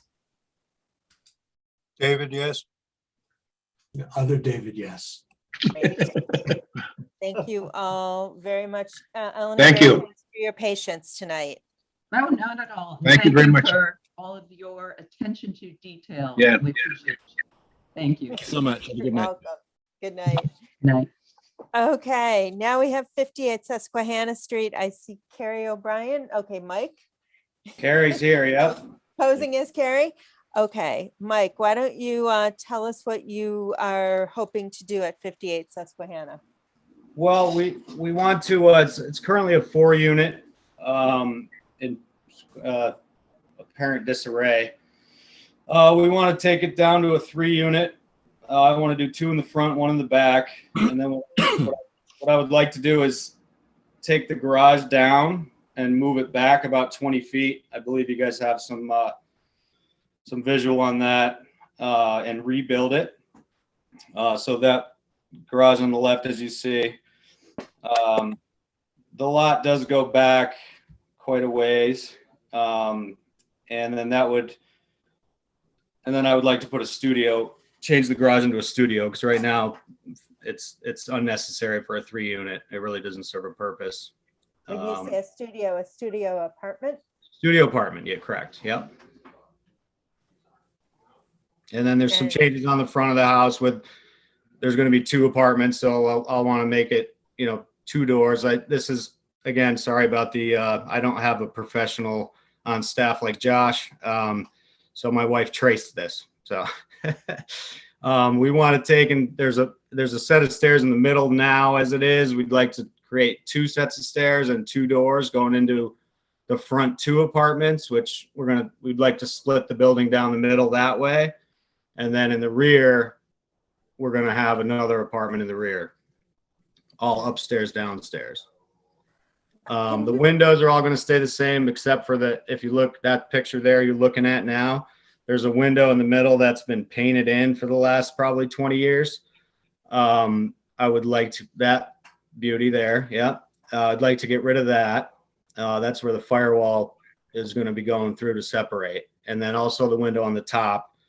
We have a ridge vent on the roof. The attic is trusses now. It's not a usable space. So kind of an unnecessary window as far as structure goes. And then if you look over here on this picture that Jackson's on now, there's a door there. Not quite sure why. It goes out to about maybe a 4-foot space. That door will be removed and just replaced with siding. And then all the windows in the front and the side, there's a window schedule I would like to replace. We're going to get some Marvins in there, 2x2s, true divided light. The 2 doors will be, if we go down the hill here, you can kind of see. I'm sure you guys have looked at these, but yeah, so you know, the outside trim will stay the same. You won't notice the difference from the outside. The real big change is the 2 doors in the front, getting rid of those 2 middle windows. The porch on the side we have taken down. It was a hazard, completely rotten. It was built right into the ground, not really any structure at all to it. I would Did like you to, happen to say that save the architectural materials by any chance? that was all rotten, 100%. That thing was a hazard to anyone walking by it. So no, that all got dumpsterized. Jackson, can you go back to the front of the house, the current current picture? I just want to take a look at that. Keep going, Michael. So yeah, I mean, it's really not any big changes except for obviously the garage is the big one. If we can get, you know, approval to demolish that and move it back, we're actually going to be bringing it into current zoning as far as setbacks go. Right now, it's not. There's only less than a foot on the property line, I would say. We're going to bring it over to the 5 foot that is required now. And then the front of the house there, it's going to be, so if you kind of see where that door is now, you're going to get rid of that. That's going to get, you know, become siding. We're going to replace the same siding that's on the building. And then that door, you know, there'll be 2 doors. So if you can just kind of picture where that dead space is in between there, like this photo here. Yeah. So the windows, she didn't retrace the windows on there, but the windows will stay the way they are. So the doors will be, since we don't see the doors and the windows will be. Yeah, inside sorry the about, windows? I That's didn't okay. notice We're that. trying I to didn't do notice something that like this. yeah, I'm sorry. I didn't notice the window wasn't on there. The windows will stay.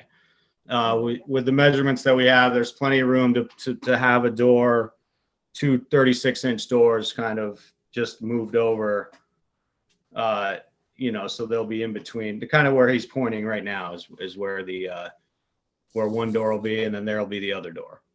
Now, And I then know you're showing the porch with 2 sets of steps for each section.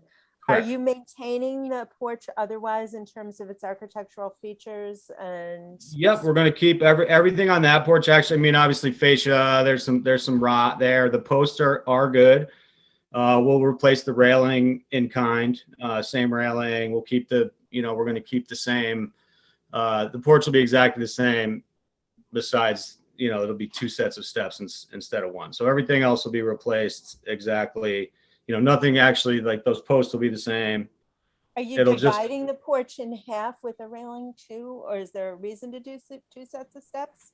Well, I think it's just nice to have people, they can kind of just walk up their own set of stairs into their own space. I don't know what I'm going to do yet. I don't have an idea but if there might be some sort of separation there, so people kind of, because this is going to be the only entryway for these 2 apartments, so that'll kind of be their outdoor space. I feel like they might want to have be able to sit outside in the summer, and you know, because the back apartment is going to be, you know, there's not going to be another door. That'll be their only entry.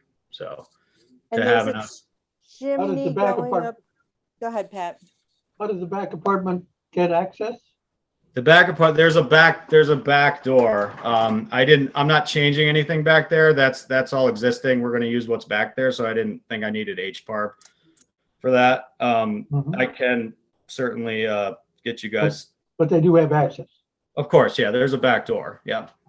Yeah. There's a little covered porch back there, and then a back door will go into the rear apartment. Is there access to the cellar? We're going to put in, I'm not sure what we're going to do now. There's stairs going down to the cellar right now.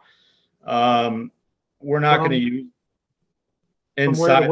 There's no Bilco way. I think we're kind of going back and forth. I'm working with the engineer to see if we're going to put a Bilco way or just an egress window to get down in there. Like I said, we're not going to, it's the only thing going to be down there is going to be hot water heaters for the 3 apartments. Is that where the missing door went originally? No. The access to the basement is in the middle of the house. Okay. Yeah. Okay, now on the drawing and on the image, and if there are only hot water heaters in the basement, you know, I'm just curious, it shows a chimney on the picture on the right-hand side of the house as you look from the street. Yeah, And the then chimney, There's a I think, chimney drawn in on the left hand where the porch would have been. I think we're gonna Um, probably, I'm going back and forth on whether to leave it, but it's kind of similar. We're not, I've been going to all electric heat in the last couple buildings I've done. So there'll be no fossil fuels. So the chimney's not as useless. I haven't decided if I want to take it down or just leave it, based on cost alone. If we do take it down, obviously I'll come chat with you guys again. But as of right now, it's scheduled to stay. and I know Carrie did the drawing and the drawing's good, but the chimney is actually in the drawing on the wrong side of the house. Wrong side so of the that's- building. Yeah, That's why I was asking. Yeah, it's Um, mirrored because it's traced on the back side of the paper. So you kind of have to, I guess you kind of have to. So this is actually the, I guess would be the east side that you're looking at now. And if you look at the picture, that's also the east side. So it's just mirrored because of the tracing. She traced it on the back. The She traced it picture on of the the back of chimney's the on paper. the west side, I think, because the east side is the missing porch. No, the east side is is the front of the building. The west side is the rear of the building. Yeah, The north side has the chimney and the south side does South not side, have the okay. chimney. Yeah, she Okay. traced, so basically she traced the back of the paper that the photo was on. I printed 2 photos. So everything's reversed on the tracings. So it'd be like putting it in a mirror. Got it. It's Just just to add for our extra perspective, I wasn't sure whether you were proposing another chimney and taking it No, down. no chimney. No, we That's why I'm asking. yeah, we've been doing electric heat and it's been working out well. It's more efficient. It's more cost effective. My tenants seem to enjoy it. So we like it better. No fossil fuels. We're trying to go away from that if we can. So you're proposing removing that attic window, removing the window in the center, which would have been a window that's probably covered up because of something inside, like a bathroom or a kitchen or something? I think when we Al had like a closet there, and then I don't know when I'm not sure when he covered that thing up and painted the picture on it. I really don't know, but it's been like that since I can remember, at least So 20 the years. condition of the siding in general is good, and you're planning on maintaining the siding? Yeah, if you guys remember, I know Liz, you were on the board then, when we did Delaware. It's the same siding. It's asbestos shingle siding. Exactly, yeah. It was And probably put on in the 30s or 40s. they do make a great replacement made out of plastic now that really, really goes in well. If you look at Delaware, you see like and when we moved some things around there and all the siding we replaced, you can't tell at all once we paint it. Okay. So Michael, before we start asking questions, I see if people have questions about the house and what you're proposing. Sure. Let's just visit the garage for a second, because we really don't have a clear plan. You'll have to go in for a public hearing for a demolition. Of course, that's what I figured. So I figured I was gonna have to come to next month's meeting anyway. We could get a closer plan. If they allow me to demo it, then I can give you a better idea of what I'm trying to do. I did give Jackson today, I was late to the game, proposed window and doors for the front of the garage.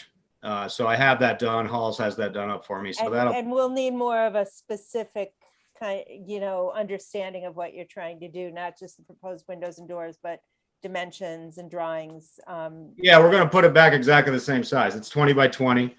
We're going to do the same, everything in kind. Exactly. It's going to look exactly the same. The only difference will be I want to raise up. I want to gain another foot on the exterior walls. Right now they're 8 feet. I'd like to go to 9.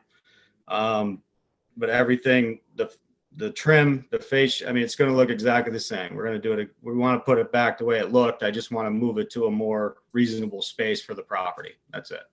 And then I want to make it usable instead of just a garage that just sits there and does nothing. I'd like to make it into an apartment for somebody, so I can get money and so somebody has somewhere to live. So, yes, I see where you're going. So we'll go in we'll put you down for a public hearing for next month.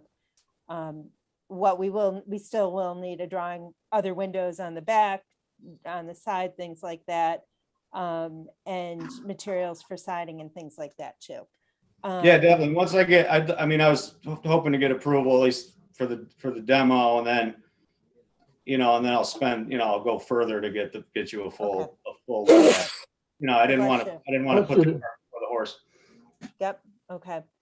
Okay. I just wanted to kind of make sure we didn't forget about the garage. Shall we start? Does anybody have any questions for Michael about what he is proposing with the house?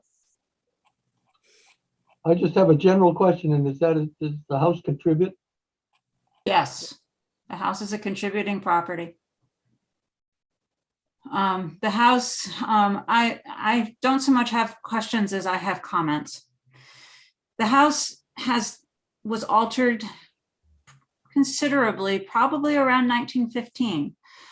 Based on what I can find, I actually sent some maps to Jackson to help document how that happened. The house originally would have been flat roofed or possibly a low pyramidal roof. Given its date, which I think is in the 1870s, it's probably a low pyramidal roof. So it looked a lot like its neighbors on that side of the street, especially actually both the one on the corner and going north. The 3 windows across the front and the center entrance go back to the original plan of the building. So I'm very uncomfortable with the idea of altering that to any degree, really altering it at all, especially because unlike some of its neighbors, it still has all of its original trim scheme on the windows and doors. It also retains almost all of its doors and its original window sash. The sash are nice, the doors are nice.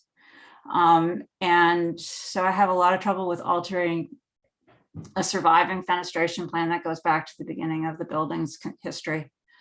I have no trouble with the garage going. Yeah, this is, what's the date on this one? Yeah, I think this is 1894. Yeah, so if you come down and have a look, this is the first time it's mapped. Oops. There we go. A little bit farther to the right, a little farther right. There you go. It's number 58. It's numbered. Actually, it has a slightly different number.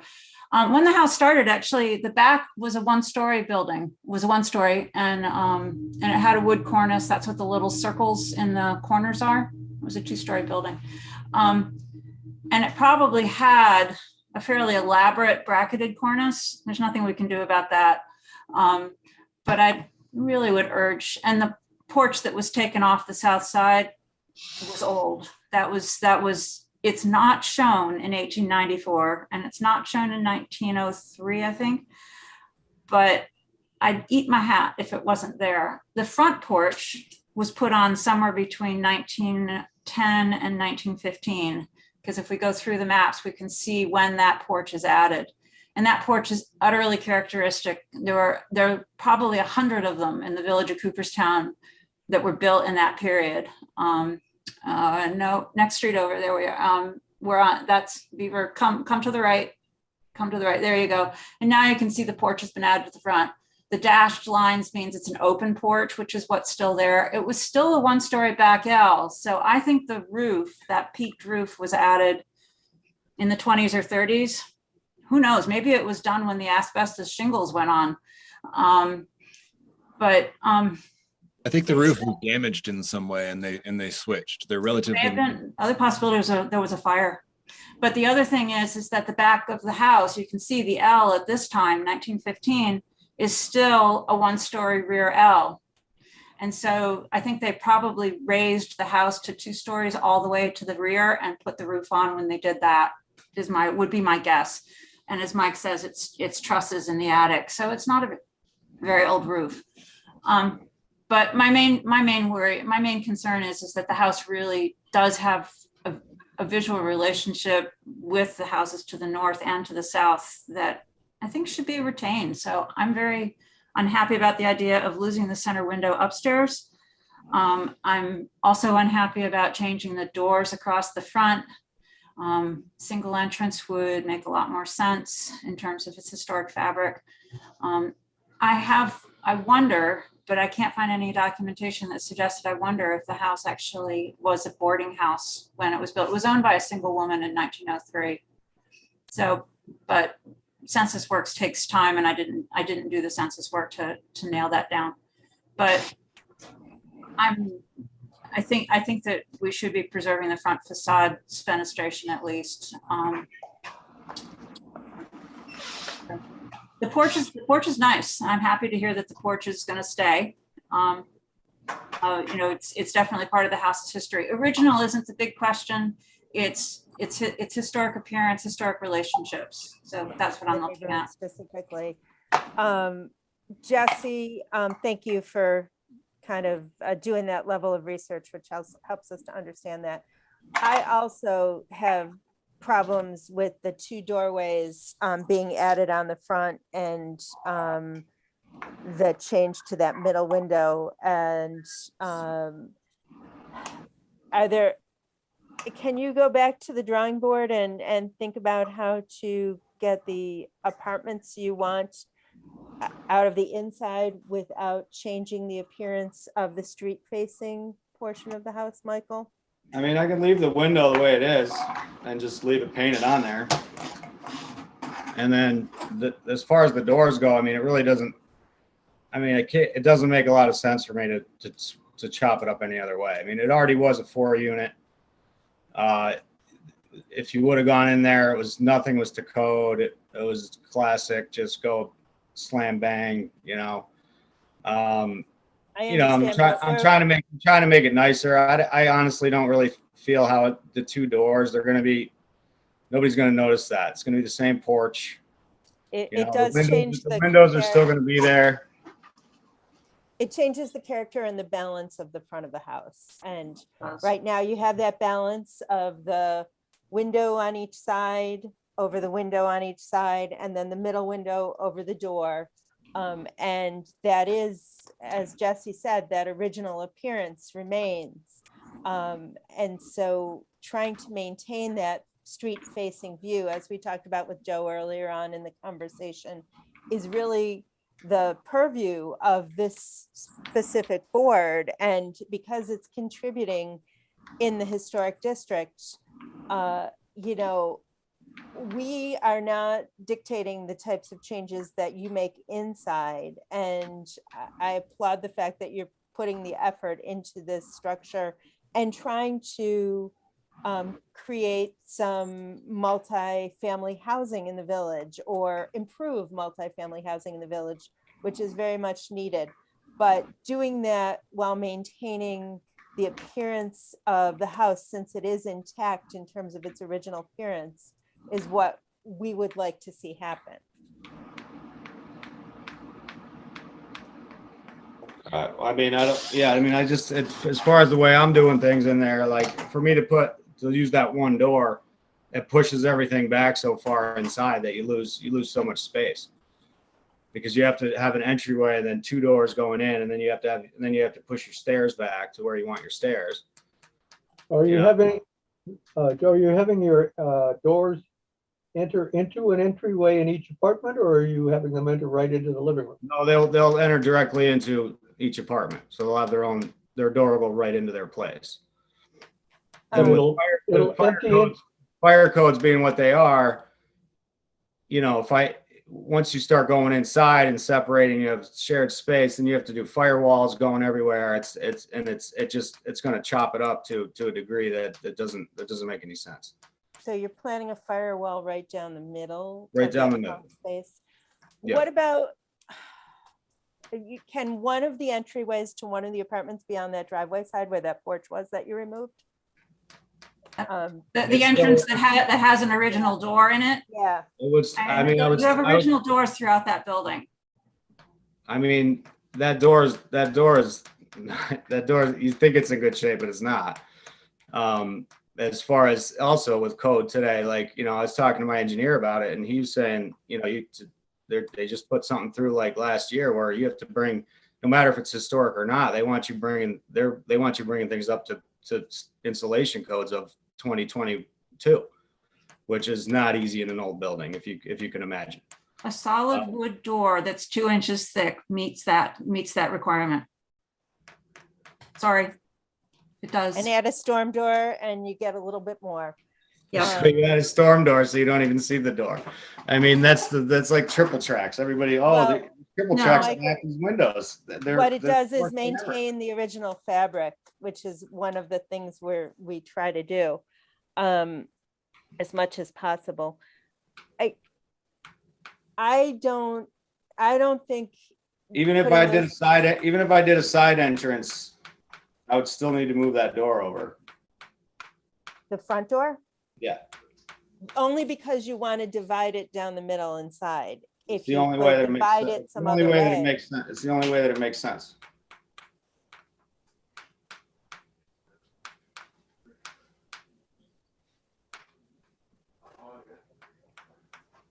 I mean, you can leave it. It just stays the way it is, and then I mean, what is that? What's that contributing to? The That historic place is fabric of falling the in on village. itself. They changed the whole. They put trusses on it. They did all these changes. The soffit's made out of T111. You know, I mean, I get what you guys are trying to do. It's you got to be a little reasonable. You know, and within the boundaries of construction. All we're asking is to try to maintain the front. I'm not trying to make it. I'm trying to make it look nice. I'm trying to keep the porch. I'm trying to keep all the trim the same. I'm trying to do everything the same that I can. But there's certain things that you compromise on, and it snowballs for me, you know, and it just doesn't. Then it doesn't work. We're in the same boat here for sure. Right. And that's the challenge, because We're here, with each change, like the one you're proposing that gets allowed, the next person comes to us and says, well, they did it that way and it snowballs.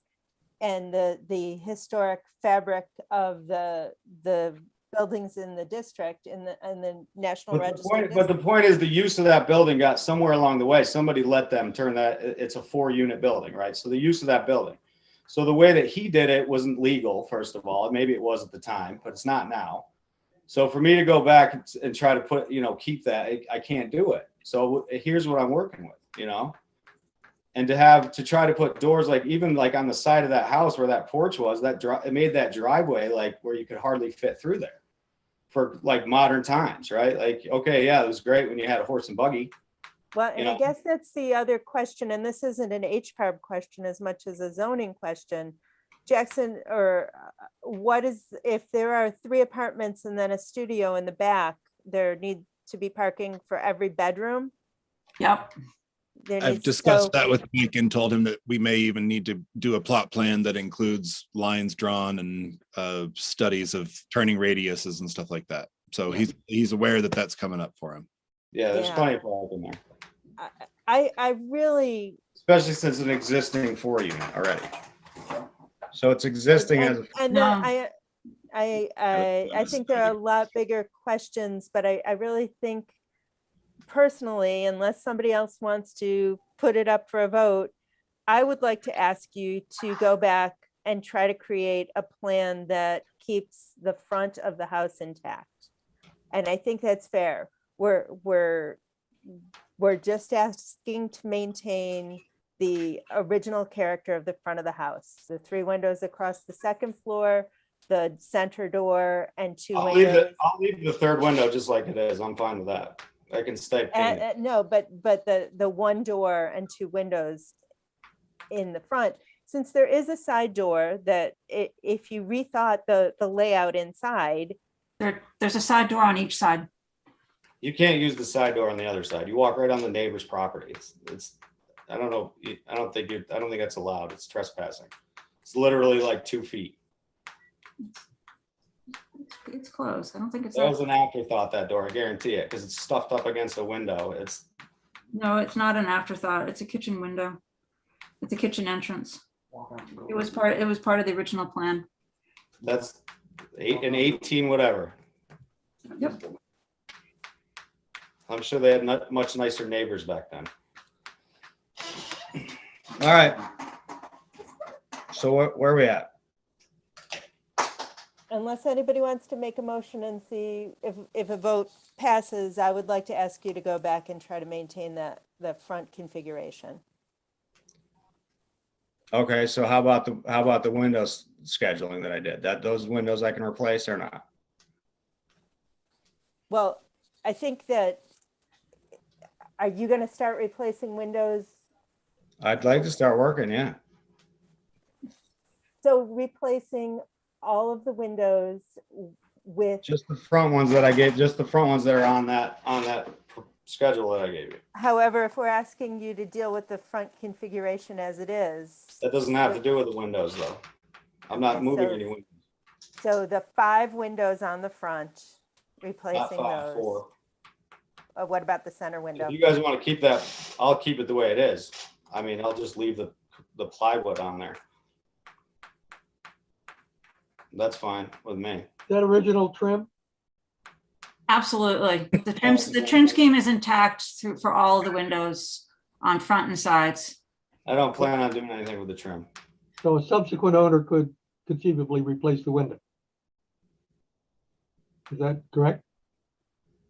In Yeah, other words, without having, they'd have the original trim. yes, the original trim is still there. Yeah. So it might require sash, but we've got trim. Right. Yeah, the replacement Marvin integrity windows 2/2. Like I said, they're just what you guys want to see, what I've used in the past.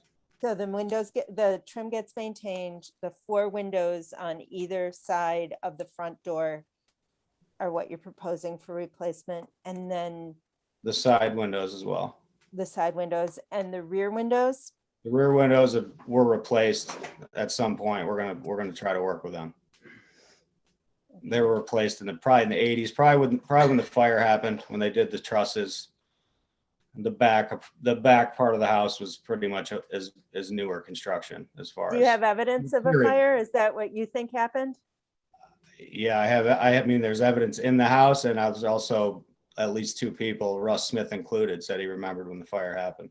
I wonder if that's when the second story was added to the rear L. I don't think so. And the roof was changed. This was in the 80s, I think, sometime. I think the second story was already there. In the rear? I mean, those I'm not partial, sure about the partial returns on the front of that house are really weird. They're very peculiar. And if there's T111 up in the cornice or in the fascia, T111 was used in the 60s and 70s. It was really popular in the 80s. It might be 1/4-inch plywood. It's just flimsy is what I was trying to get at. Yeah. It was an afterthought. It was done as cheap as possible. Is the siding on the rear, both floors, the same as the siding on the front and the sides? All the same, yeah. That's a good question. Okay, yeah, then it was added earlier. It was done in the 40s probably. Yeah. Asbestos shingle was really popular in the 40s and 30s. All right, so I got to come back next month. Clarify We're going to talk about the garage next month, right?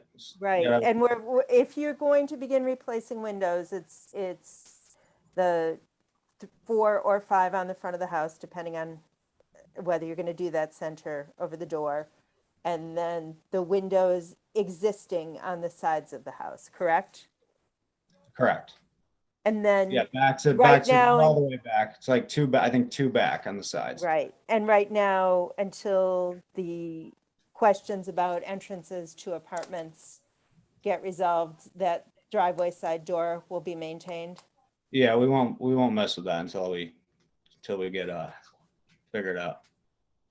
Are you looking for something other than the windows at this point and setting a public hearing? I mean, if we can get as long as I can get these windows ordered, everything's backed up right now, so I just want to be able to get them ordered as soon as possible.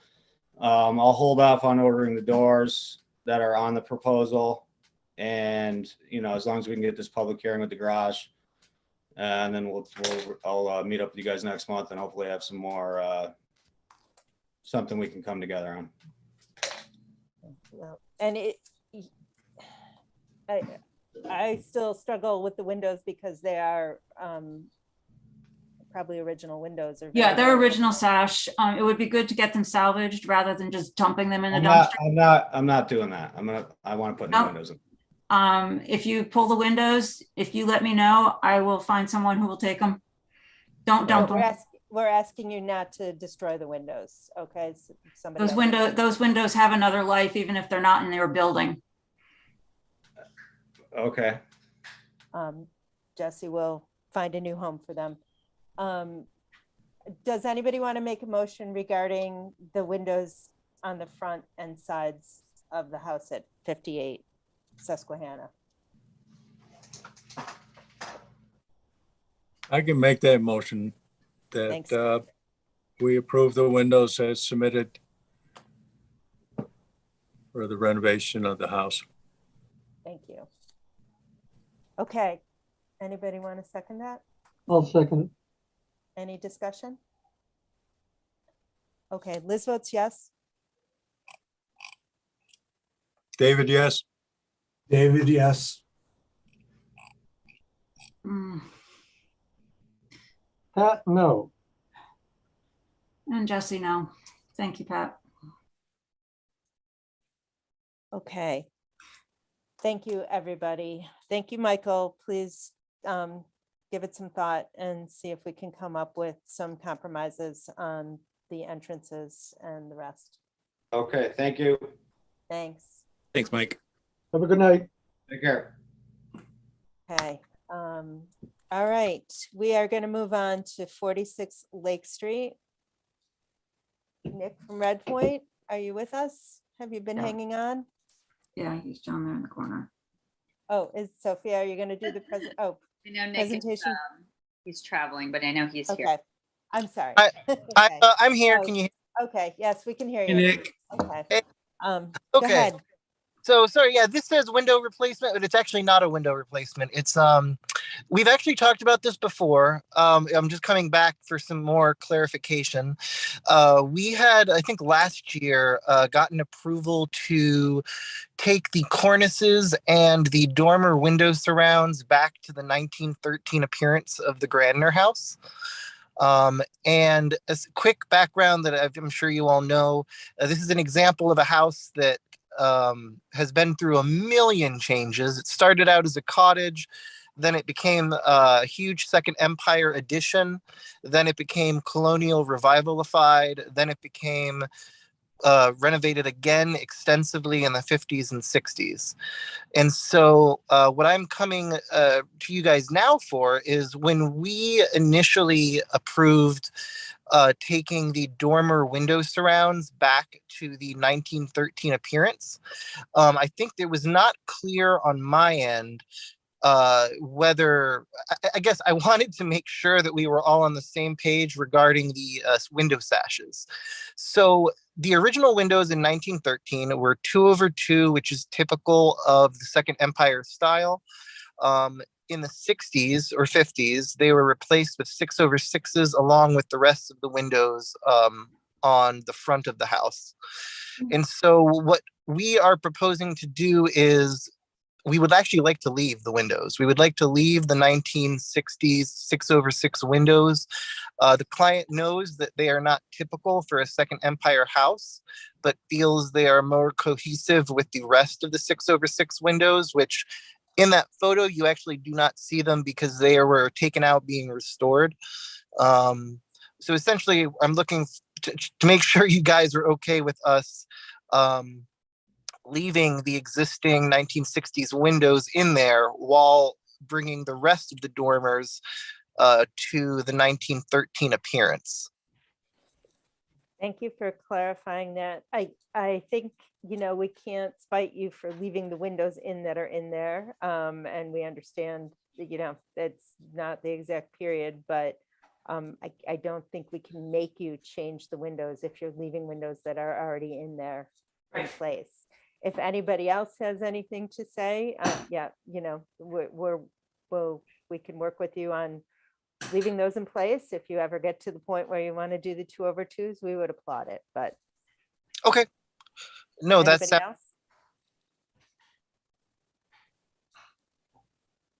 Okay, nothing else from anybody else on that one? We wouldn't need a decision on something like this, correct? If he's replacing material that was removed? No. Okay.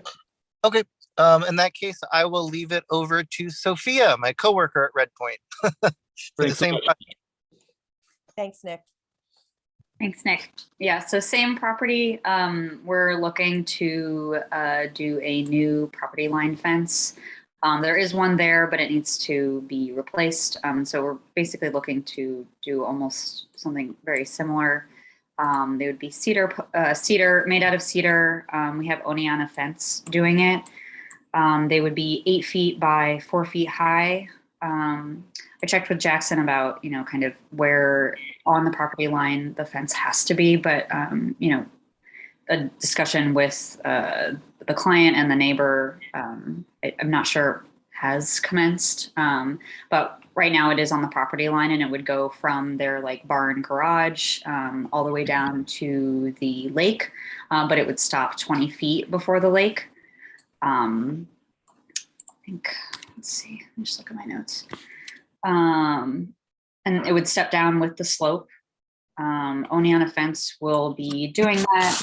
The last time this site was surveyed was in 1969. So not a lot has changed with the site. And Oneana Fence will deliver the fence with all the components. It'll be stained and painted. And then we, Red Point, will install it.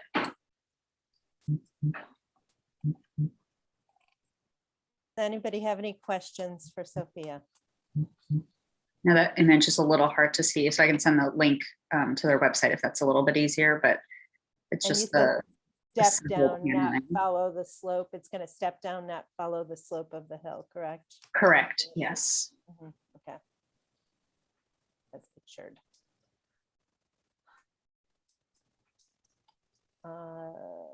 Nobody has any questions, Cleo? No. Dave? No. Other Dave? No. Jesse? No. Pat? Nope. Okay. As long as you work it out with Jackson and the neighbor and everything is copacetic with the other boards. Jackson, are there any other concerns? I guess it's just important to clarify that what we are doing here is approving that something is historically appropriate within the historic district of the village of Cooperstown. Correct me, Jesse, if I should say that differently, but we are not, we've approved fences in the past and people have gone ahead and built them without discussing it with their neighbor. And that's where the rubber meets the road here. In building something on the property line is making sure that you're in good understanding with that shared property line. Otherwise, I don't see any particular concerns about this. The fence panels are 4 feet high, which means they're inside the permitted line. I take it it's the posts that are popping up above the 4 foot, which is why we're discussing this. Correct. Okay, just double checking. But Because otherwise, I mean, if the posts were only 4 feet high, we wouldn't even be hearing about this, I think. Right. That actually in the code, Yeah, if you're under 4 feet, you're okay. right? But I mean, normally, where I come from, the posts can be higher than, but it's the average fence height that matters, the 4 foot height. I mean, if you had 8 foot posts, it'd be ugly as hell, but on the other hand, it would be permissible. Is that not permissible here? No. Anything above 48 inches. Anything above 48 has to be reviewed. That's why I have a hedge. Okay. Nobody worries about hedges.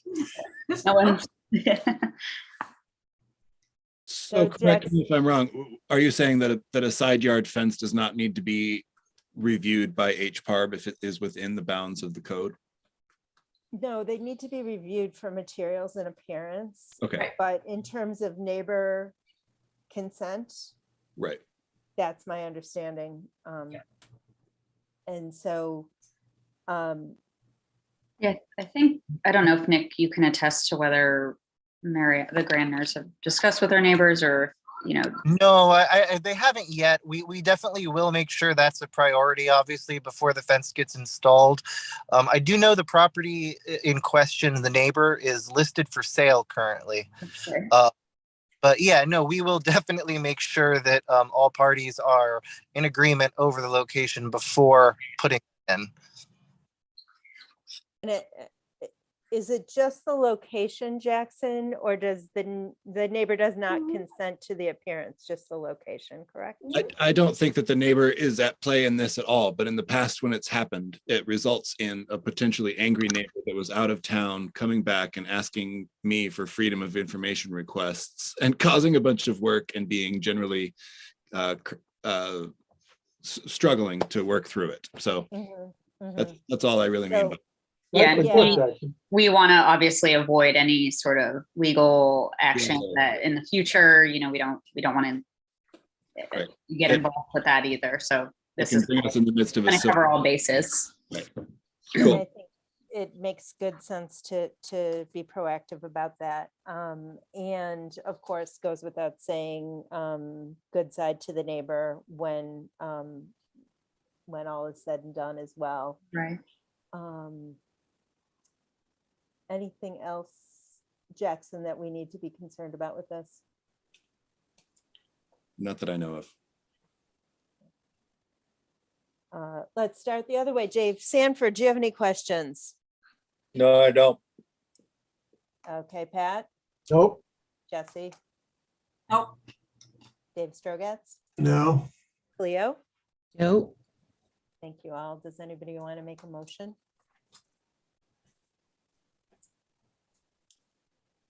The owner's part.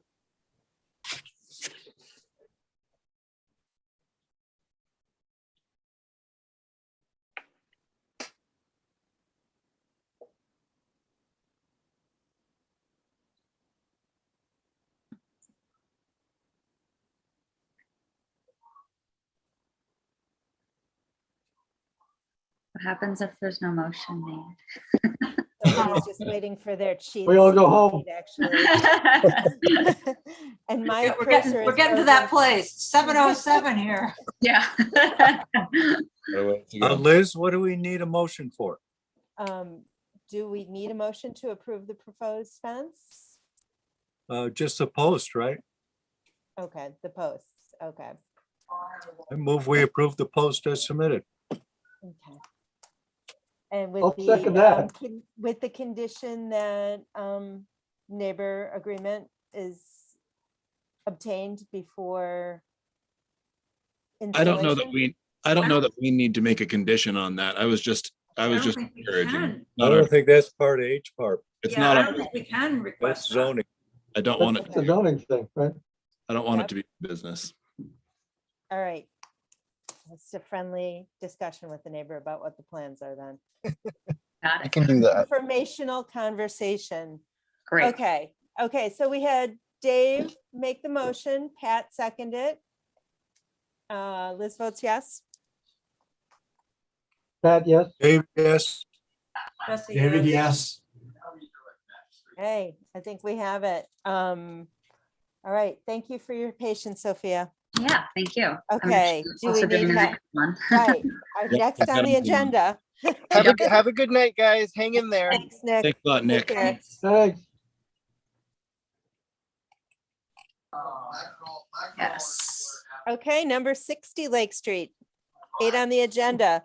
Tell us about it, Sophia. Yes, so we are looking to add a permanent stone ramp to the front entrance of the Otisaka Hotel.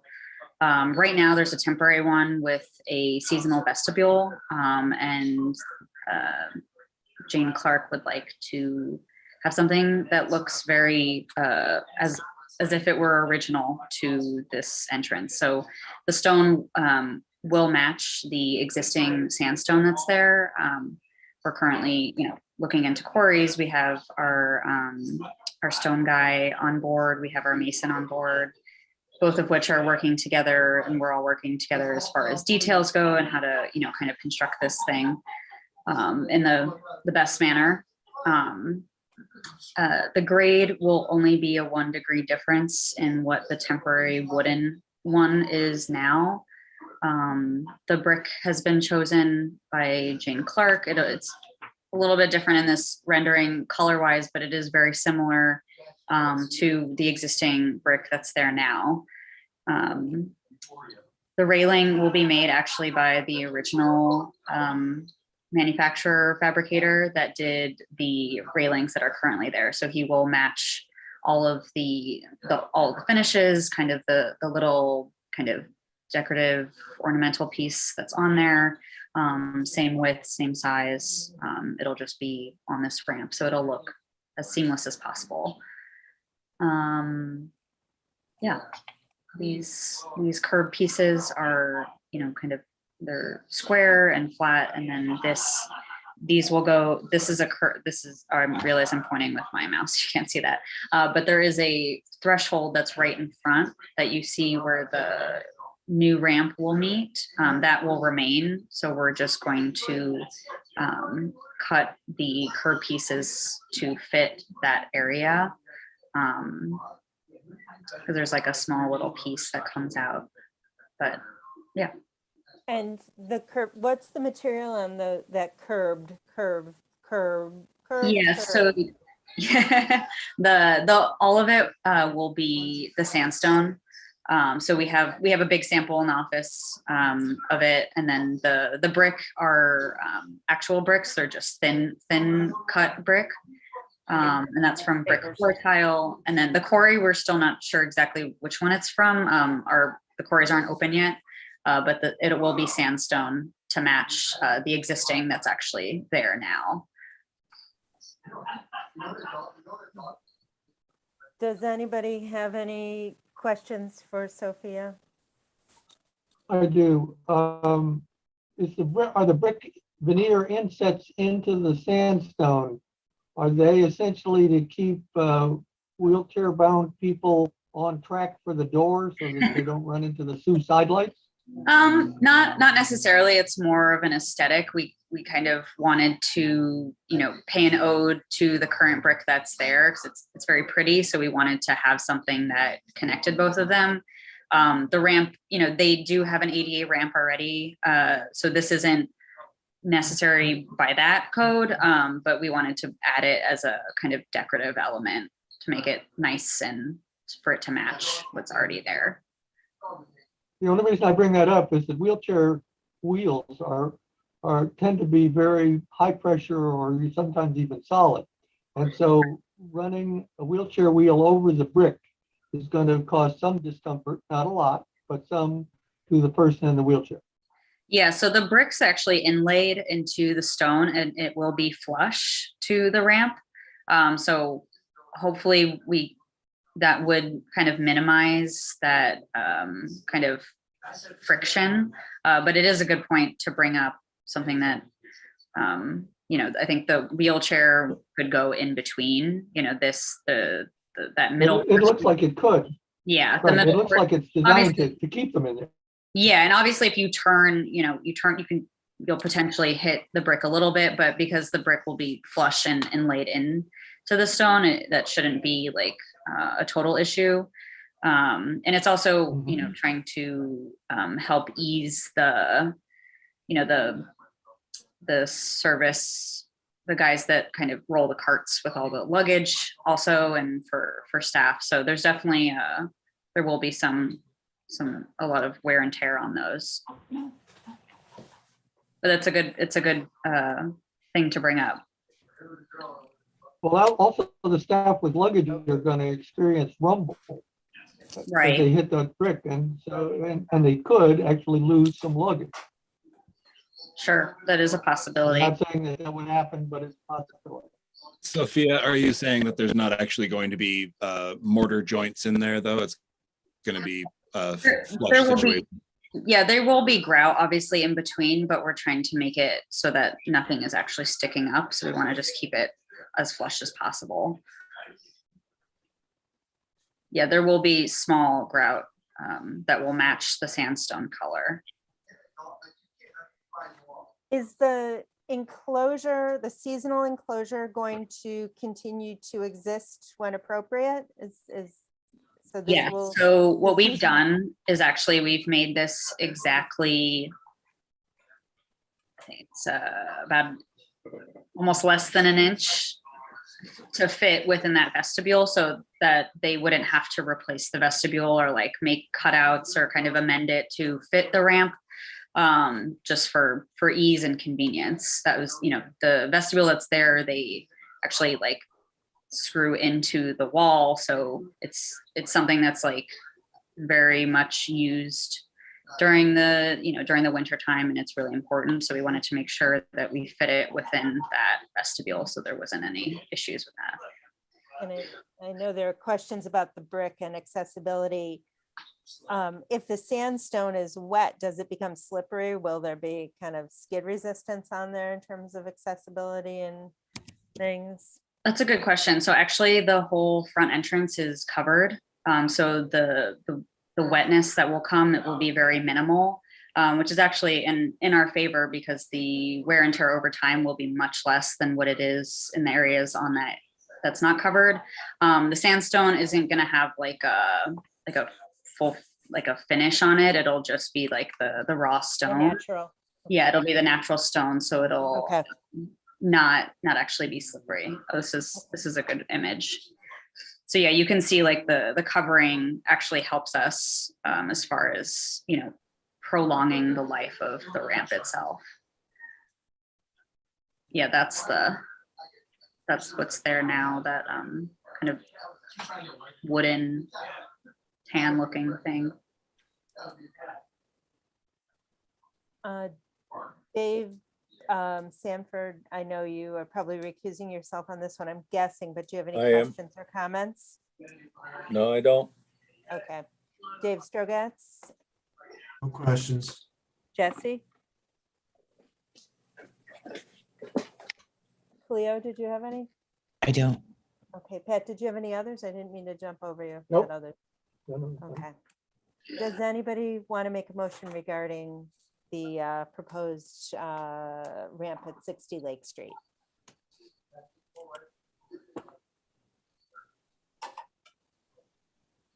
I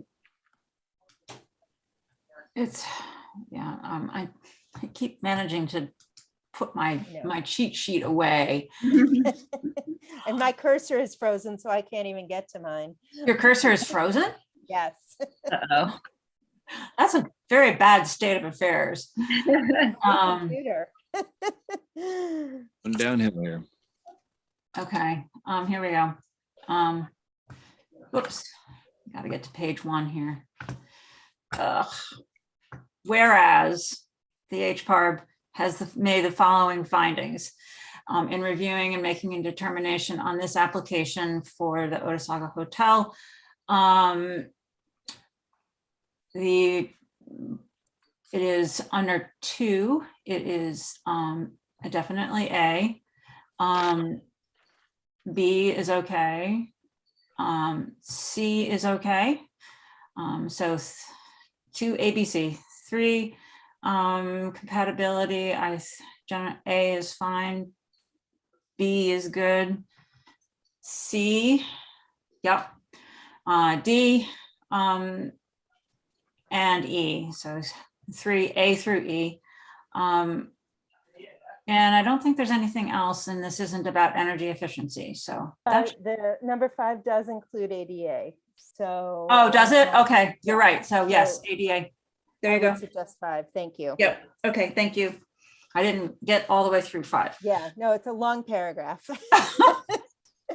Needs a break in it somewhere. Okay. Yes.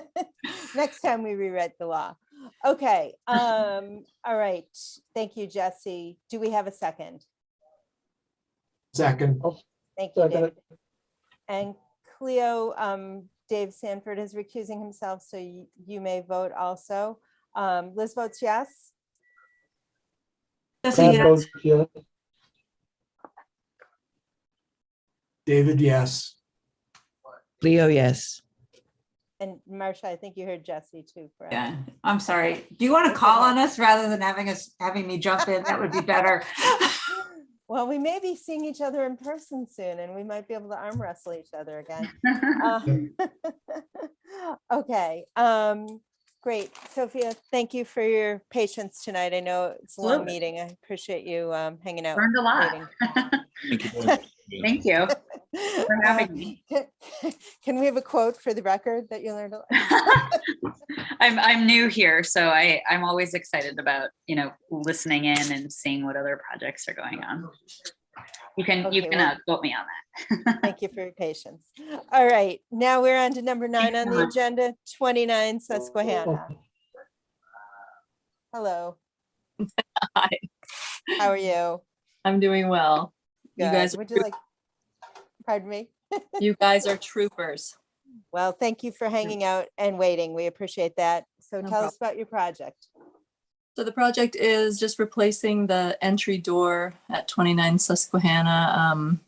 Current door, I mean, I would love to know more about the, when that house was built, even I don't have a clear idea of that, but current door has single pane glass. My kids bang on it a lot. It's sort of nerve-wracking. There's a lot of cold air that comes around the door, and currently the door does not stay closed in the winter. If it's not locked, it just blows straight open, and I don't like to have a locked door when I'm home. I don't know, the whole thing. And so then there's a little bit of rot around the inside of the wood of the door. It's just an uninsulated door with, moisture that builds up on that single pane glass and slides down. And so I'd like to replace it with a door that is insulated and a door that is slightly more private. We're just a few feet from the sidewalk, and that window comes all the way down to, like there's times when I'm running down the stairs in my pajamas at night to turn off a light or, whatever. Anyway, it'd be nice if the would, in choosing a different door, something with lights that were higher up and not as low down. So this is the door that we are proposing to replace it with. I did talk to the woman about, because I don't know what you guys require historically, like whether 3/3 is would you prefer 2/2 there? Anyway, it sounded like there was some ability to change it if that was a sticking point with the door. But yeah, essentially this is a very good door. It has a wood interior and like a water barrier outside, so I think it will last well. And it's paintable, the exterior. That's what I know about it. So it would open on the side, and it would be, essentially just very similar. And right now, your glass is not quite half the door, but about more than that glass, which is maybe about 1/5 or 1/4 of the door, correct? Yeah. It's hard to say because on the inside, I don't know if you can tell, the door on the very top, there's a piece of wood.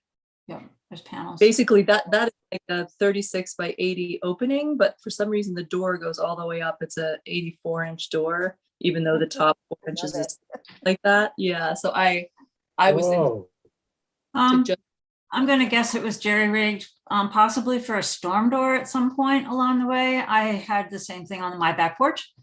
The door is not original to the building, but it's an early 20th century door. The original door probably had a glazed panel or two, but these houses are a little bit older than this door. The houses were built, I think, in the 1860s, possibly by 1870. I'd need to go back and look at the 1868, but but the door is not period. That group of houses has been worked over a lot. I think they were built as tenant properties by a speculator. So there's a whole row of them there that are essentially the same house, and you're just one. So, but anyway, ours was like the story I'd heard was that the guy who built those, ours was the one he built for himself or something like that. But I don't know if could be. Doing the deed work would tell you that. But anyway, it's a nice store, but it's a weird installation. So, and and those houses really are right on the sidewalk. There's not a lot of space there. Mhm. And it's interesting the way that big pane of glass is set and then the door is so much taller. I wonder if the pane of glass was an addition at some point. You do see those. There are quite a number of them around town. It's not uncommon for East Lake's early Queen Anne to see them. It may have been retrofitted, but it probably started with a piece of really heavy beveled glass. And I think the beveled glass probably broke and was replaced with something else. But and the house and the door is probably hardwood underneath the paint would be my guess, but I'm not sure. I think it's late enough that it's not pine. So, you know, it's a door that a salvage place would probably be interested in having, just because it is a nice door. And it would last a lot longer than any door that you put in, just to let you know. Do salvage places still exist? Yes, they do. Actually, there's one Where? in Oneonta, New York Salvage in Oneonta. And if you go out toward Albany and certainly down toward the city, there are several. And there's also a big one in Ithaca. Historic Ithaca Foundation also has stuff like that. Oneonta's the closest. Yeah. So are you, is it a door to fit the current frame, or will there be trim and frame involved in the replacement? It will be, I think it will fit the current frame. There's no change to the exterior trim that we're planning. yeah. You're gonna take out that little piece at the top. I think so. Yeah, that little Yeah. thing, just the frame. Yeah, the door will fit within that space rather than the. I mean, that row of houses is built just about the time when we start standardizing things like sizes of doors and sizes of windows. And so the door is probably a pretty standard, the opening is probably a standard size for that time period. So they've changed. I'm not sure about the division of lights and what to recommend. I appreciate your flexibility about that. Yeah, I'm with I'm perusing the neighborhood, and there's a few doors down Susquehanna that are similar to the one that I'm proposing. It also wasn't it's a nice door. I don't have my heart completely set on it. I had asked for specs on the Marvin True style doors, and they hadn't come in time, and they offered this, and I'm just as happy with this one because it looks like a quality door that would be insulated and keep the cold out and not swing open in the wintertime. It's essentially a Craftsman style door, which is a little bit later than the door you currently have. That Craftsman style is exceedingly popular right now. It's everywhere, and people are retrofitting with it all over the place here and many other places as well. And it's a pleasing style, but the 3/3 light is correct for the door.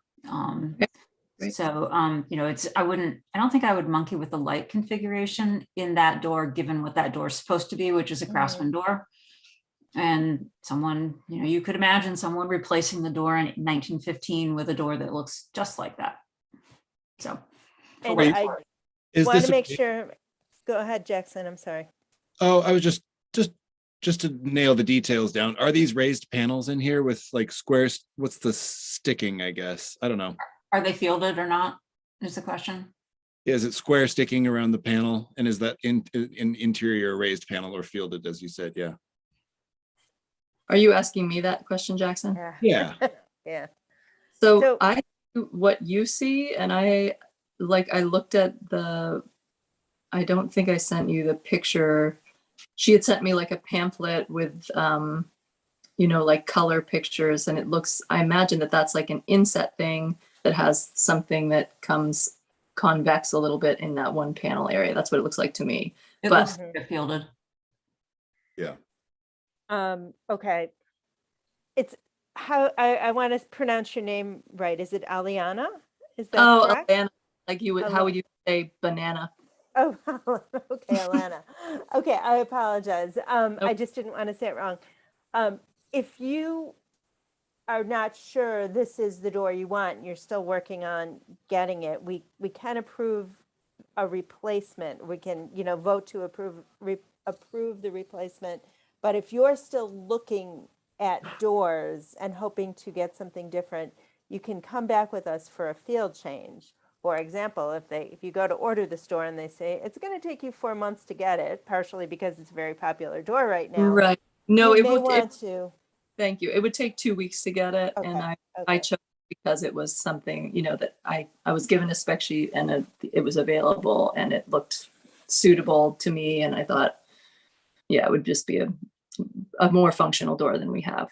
So, and I'm happy with it. It was just it wasn't my, I hadn't gone ape on the design, but it's pleasing. It's fine. Okay. It's nice to have a little bit of glass in your front door, just because it's got that narrow stair hall that goes up on the right, and there's no real light in there. Without Right. glass in the front door, it becomes a Very tunnel. dark. Yeah. Yeah. Okay. Does anybody have any questions for Alana, Cleo, I don't. Dave, No, I don't. other Dave? No. Okay, Pat, Well, Jesse, anything else? No. Okay, does anybody want to make a motion?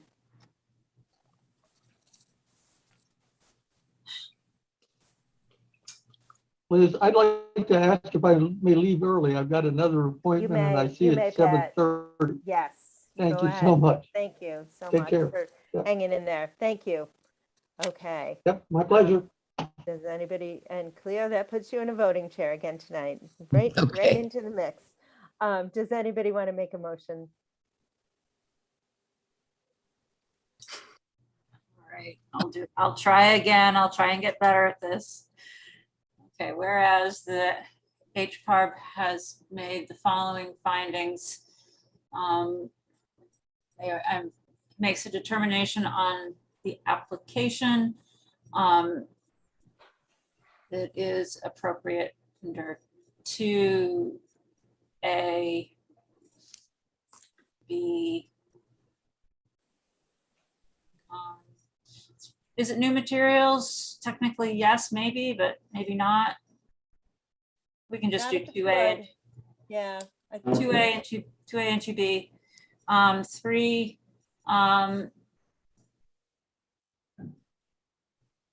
As I say, A, you could imagine someone replacing that door with that, 100 years ago. Scale is fine, so that's a B. C is okay. D is okay. E is all right. And I guess we do have a 5 on this one, energy efficiency. We're hoping that this door is going to keep you warmer. Yeah. Okay. I think it will. Do we have a second? I'll second. Thank you, Dave. Okay. Any discussion? Okay, Liz votes yes. Cleo, would you like to vote? Cleo votes yes. Dave Strogatz, would you David, like to yes. vote? David Strogatz, yes. Jesse, would you like to vote? Yes. The teacher has called on all the students. Okay, thank you for waiting for us. Yes, thank you. Alana. Appreciate And we'll look for your new door soon. Great. Have a good night. Thank Thanks, you. Alana. Have a good night. Okay. You too. Jackson circulated in a revised agenda, adding Fair Street, and so we have Teresa Durup and the owner with us. So we are, I think, just requesting a demolition permit. Correct, Teresa, for a portion of the house. So we have to go to a public hearing at the next meeting. So am I correct on that? Yeah, we have to get some area variances. So we were going to hold off coming for the reconstruction to HPARB until next month. And then Jackson reminded me, you have to do a public hearing for demolition, which I had forgotten about. No, So way I back. put this drawing together. And that is the but- middle section of the house, the back section? It's the whole back section. Mhm. Yeah, that part that's hatched. Okay, okay. And then because of my screen, it's the area to the right that is going to remain, and that's the front of the house, the street facing portion, early portion of the house, correct? Yes. That remains, okay. Just to give everybody else some history on this, and it goes back to when Teresa was on the board, if I remember correctly, and shared the board, that we had granted the previous owner permission to demolish a portion of the rear of the house as well. But there is a new owner, and that was several years ago at this point. So this is, technically could be considered a renewal of a permit that was already granted. But I think going to public hearing is the safest way to address this for all involved. So we have a clear chain of decisions instead of assumptions. So does anybody have any questions for Teresa? Okay.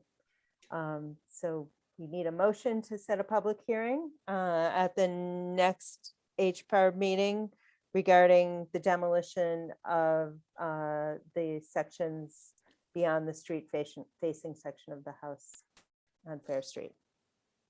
The number of which I don't have written down because I have the old agenda printed. 76 Fair. Thank you, 76. Okay, anybody want to make a motion to set a public hearing at the April meeting? We just say so moved. Great, thank you. Okay. Second. And thank you, Dave. Okay, great. All right, thank you, Teresa. Anything else you want us to know or think about as we move forward? I know you're waiting to show us a lot, but that's it. I think that's it. Great, thank you very much. Thank you. Thanks for Have a hanging in. good night.